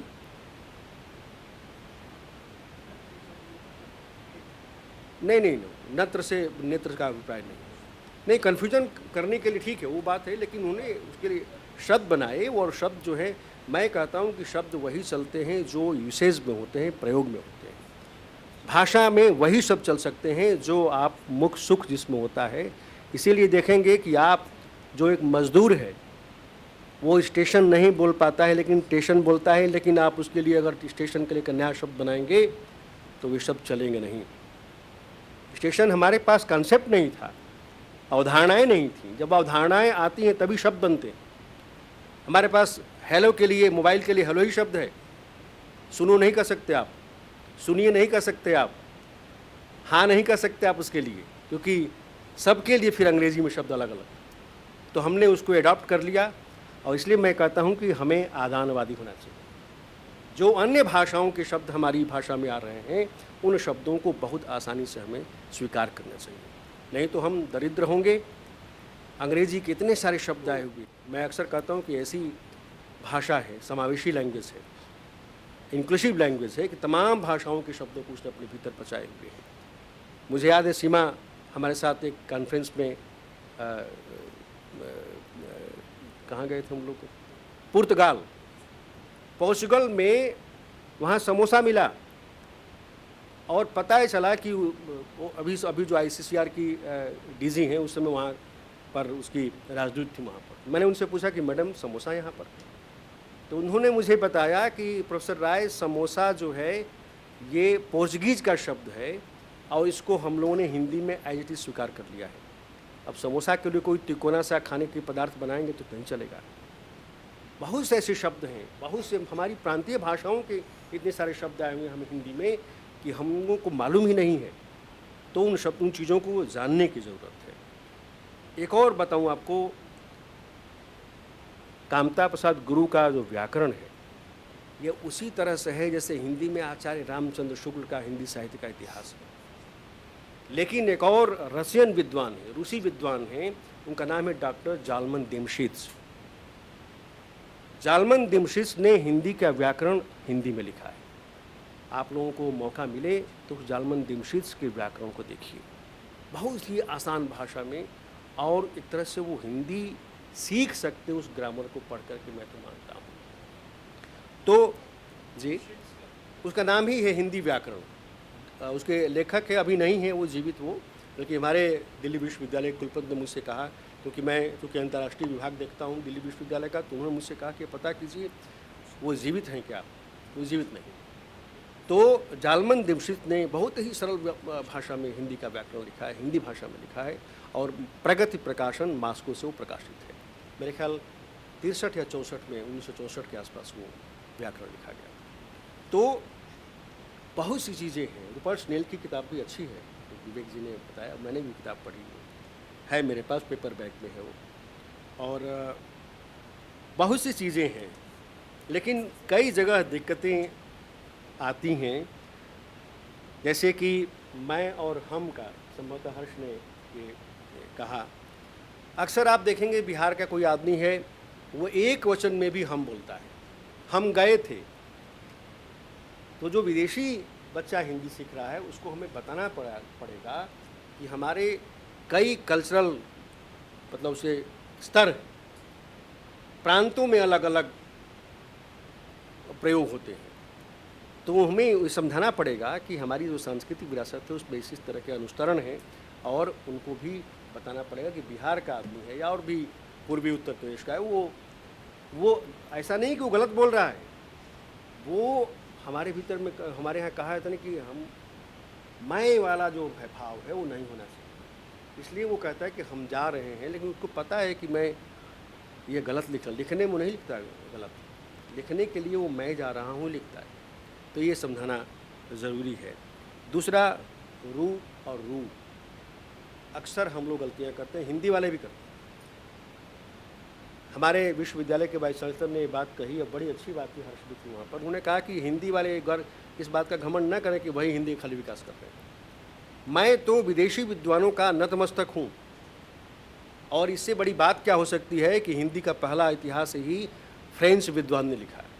तो हिंदी का उपकार हिंदी से इतर लोगों ने किया है, विदेशी लोगों ने किया है, इस चीज़ को हम नकार नहीं सकते हैं। रुपया और रुपया, अक्सर मैं देखता हूँ कि लोग रुपया की जगह रू वाला ही, बड़ा वाला ही लगाते हैं। तो वो इस तरह की चीज़ें हैं, इनको समझाने की ज़रूरत है। जैसे क के लिए आपने मेरे ख्याल के भी लिखा हुआ है, और शायद ए भी लिखा हुआ है, का ना, का नहीं होता है। हाँ, का इसलिए लोग उच्चारण करते, मैं बताऊँ क्यों होता है। उच्चारण इसलिए लोग करते हैं, एक तो आप लोग सब जानते हैं कि कोई भी व्यंजन बिना स्वर की सहायता से उच्चारित नहीं हो सकता है। आप उच्चारण करके देखिए, क में अगर अ नहीं लगाएंगे तो उच्चरित होगा नहीं, क होगा, वो क नहीं होगा। हाँ, तो ये भारत सरकार को कई बार बड़ी मुसीबतें हो जाती हैं। यहाँ एक अशोक होटल है, 5 स्टार होटल है अपने ज़माने का, सब लोग उसको अशोका होटल बोलते थे, इसलिए कि उसका जो अंग्रेजी उच्चारण है, स्पेलिंग है, उसमें ASHOKA है। अब वो ग्रामेटिकली की तो सही है, व्याकरण के हिसाब से सही है, लेकिन लोगों ने वो अशोक को अशोका बना दिया, इसलिए उसको ए हटाना पड़ा। ठीक है ना? तो हमें ये इन सब चीज़ों पर भी ध्यान रखना पड़ेगा, और मैं समझता हूँ कि पुस्तक के लेखकों ने अपनी बड़ी मेहनत की है और अपने बड़ी मेहनत से ये तैयार किया है। स्त्रीलिंग आएगी।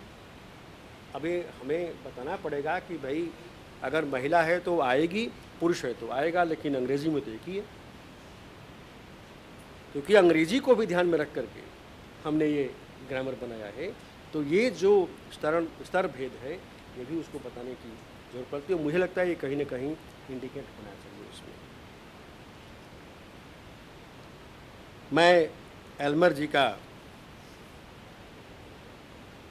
बहुत शुक्रगुजार हूँ कि उन्होंने सबको नमस्कार नहीं प्रणाम किया। आप प्रणाम किसको करते हैं? और छोटों को नमस्कार करते हैं? नमस्कार अपने समवयस्कों को करते हैं। तो इन्होंने देखिए, ये चाहते तो नमस्कार भी कर सकते थे, लेकिन ज़रूर कुछ न कुछ सोचा होगा इन्होंने, इसलिए सबको प्रणाम किया इन्होंने। हालांकि तुलसीदास भी सबको प्रणाम ही करते थे। करो प्रणाम जोर जुग पानी, सी आराम में सब जग जानी, करो प्रणाम जोर जुग पानी। उनके लिए कोई बड़ा छोटा नहीं है। लेकिन हमें जब ग्रामर पढ़ा रहे हैं, क्योंकि आपको देखो, कोई भी भाषा बिना ग्रामर के नहीं हो सकती। ग्रामर को, व्याकरण को आप बाईपास नहीं कर सकते, तो हमें उस व्याकरण का भी ध्यान रखना पड़ेगा। और मैं समझता हूँ कि उस ग्रामर को भी आप लोगों ने मद्देनज़र रखते हुए इसका तैयार किया होगा। फिर मैं कहूँगा कि अंग्रेज़ी से हमें परहेज़ करने की आवश्यकता नहीं है। एयरपोर्ट के लिए विमानपत्तन का प्रयोग करेंगे तो आप हास्यास्पद होंगे और लोग समझेंगे भी नहीं। इसलिए एयरपोर्ट के लिए मैं तो कहता हूँ कि एयरपोर्ट ही कहिए, कोई नहीं ज़रूरत है हवाई अड्डा करने की। आप उसको एयरपोर्ट कह सकते हैं, क्योंकि एयरपोर्ट रूढ़ हो गया है हमारे लिए। सबको पता है, रिक्शे वाले को भी पता होता है कि एयरपोर्ट क्या होता है, तो ज़रूरत नहीं है उसके लिए भारी भरकम शब्दों को बनाने की। मैं आपको बताऊं, हमारे अभी जो यशस्वी प्रधानमंत्री हैं, उन्होंने एक अभी लॉ में, विधि में भी एक अभी प्रयोग करने जा रहे हैं, और मैं उस कमेटी का मेंबर हूं, जिसमें विधि के लिए जो बहुत ही ज़मीन से जुड़े हुए लोग हैं, जो आम बोलचाल के लोग हैं, जो रिक्शे वाला है, जो ड्राइवर है, वो विधि की शब्दावली को समझ सके। जिसके लिए न्याय दिया जा रहा है, उसको ही नहीं पता है कि न्याय की शब्दावली के अर्थ क्या है। तो अब उस पर काम चल रहा है, और अब वो शब्दकोश लगभग तैयार हो चुका है, और जितने भी आम बोलचाल के शब्द हैं, उन आम बोलचाल के शब्दों का उस विधि की शब्दावली में अब समावेशन होने जा रहा है। तो मैं समझता हूँ कि आप लोगों ने सारी चीज़ों को ध्यान में रखते हुए ये जो पुस्तक है वो तैयार कर रहे हैं। चीन के भी 2 अध्यापकों ने एक तैयार किया था वहाँ पर हिंदी की इस तरह की बुक। एक हैं प्रोफेसर वांगजिंग और दूसरी हैं लियालान, जिनका नाम है हिंदी में सुमनिका। और ये दोनों जो हैं, इन्होंने भी काम किया था, लेकिन उन्होंने जो तैयार किया था वो अपने देश के हिसाब से किया था। चीन में हिंदी का अध्यापन कैसे करें, उसके हिसाब से तैयार किया था। समय की सीमा को देखते हुए मैं अपनी बात को बहुत संक्षिप्त कर रहा हूं, और क्योंकि 6 बज चुके हैं और हमारे जो अध्यक्ष हैं प्रोफेसर मिजो कामी जी, उनको बोलना है, तो आप लोगों ने मुझे याद किया, इसके लिए मैं बहुत बहुत आभार व्यक्त करता हूं। सीमा ने मुझसे 11 तारीख के लिए कहा था, लेकिन 11 तारीख को वो छपा भी हुआ है, तो ये न समझ लो कि मैं 11 तारीख को भी आ रहा हूँ, क्योंकि मैं कल ही सागर विश्वविद्यालय जा रहा हूँ। तो मैंने सीमा से कहा था कि बेटा मेरा तो पहले ही ऑलरेडी रिजर्वेशन है, 11 को मैं नहीं रह सकता हूँ। आप लोगों ने मुझे याद किया, इसके लिए बहुत बहुत आभार, धन्यवाद। बहुत बहुत धन्यवाद सर, मेरे गुरु, इस प्रोत्साहन के लिए भी, और समय हमारे पास बहुत कम बचा है, फिर भी हमारे पास इतने सारे वक्ता इस सत्र में बैठे हुए हैं। अगला सत्र शुरू होने वाला है और मैं अध्यक्षीय भाषण के लिए पद्मश्री से सम्मानित विद्वान, ओसाका विश्वविद्यालय से सेवानिवृत्त एमेरिटस तोमी मिज़ुकामी जी, जिनका परिचय हिंदी ही उनका जीवन है, हिंदी के लिए जो उन्होंने काम किया है इतने वर्षों में, वो अतुलनीय हैं। पूरे जापान में जिस तरीके से संकोची भाव होता है, लोग अपने ज्ञान को अपने पास रखकर अब अगली पीढ़ी के लिए एक तरीके से काम करते हैं, लेकिन उसको जन जन तक पहुंचाने का काम मिज़ुकामी जी ने किया है। तो मैं उनके इस काम को बहुत ज़्यादा महत्वपूर्ण मानता हूं। बहुत सम्मान के साथ मिज़ुकामी जी से, और बहुत संकोच के साथ कम समय के लिए, क्योंकि बाहर वक्ताओं का संदेश आ चुका है कि हमारा सत्र का समय शुरू हो चुका है। बहुत जी, मिज़ुकामी जी से निवेदन है कि वो अपना वक्तव्य दें।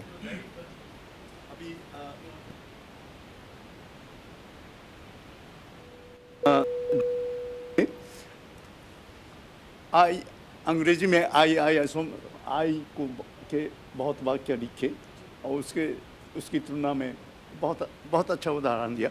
ये मैं समझता हूँ अंग्रेजी में आई ज़्यादा आता है, ये उन लोगों के ईगो की वजह से है। ये जोक है। खैर, उमंग कक्ष में उमंग के साथ हमारा सेमिनार ख़त्म हो रहा है। तो मैं भी कुछ टिप्पणी देना चाहता हूँ, लेकिन समय अनुमति नहीं देता। खैर, ये पहले मैं ये सभी लेखकों को बहुत बधाई देता हूँ। ऐसी पुस्तक अभी तक कभी नहीं मिली। तो ये इसमें फ़ायदा ये होता है, ये छात्रों की दृष्टि से इस तरह के पाठ्य पुस्तक के सीखने से आपस में प्रतिस्पर्धा की भावना बढ़ेगी। ये जापानी विद्यार्थी, ये पुसान आपके विद्यार्थी के कितने पास है? पुसान ओसाका का फासला होक्काइडो जाने से भी नज़दीक है, तो उसकी तुलना में इतना संपर्क नहीं है ना। अब तो ये वैश्वीकरण का ज़माना है, वो संपर्क होता रहना चाहिए। जापानी विद्यार्थियों के लिए ये उनका जो प्रतिस्पर्धा की भावना चीनी और कोरिया के साथ है ना, तो क्षत्रिय हो जाएगा। लेकिन ये भावना बहुत अच्छा है। इस तरह की हिंदी बहुत सुधर जाएगी। तो मैं आशा करता हूँ और विश्वास करता हूँ ये पुस्तक खूब छपे और दुनिया भर के विद्यार्थी सीखें। बस मैं क्योंकि वेद प्रकाश जी मेरे पास रहते रहे और मिलते रहते हैं, और फिर समय समय पर सुझाव दे सकता हूँ। बहुत बहुत धन्यवाद। नमस्कार। बहुत बहुत धन्यवाद।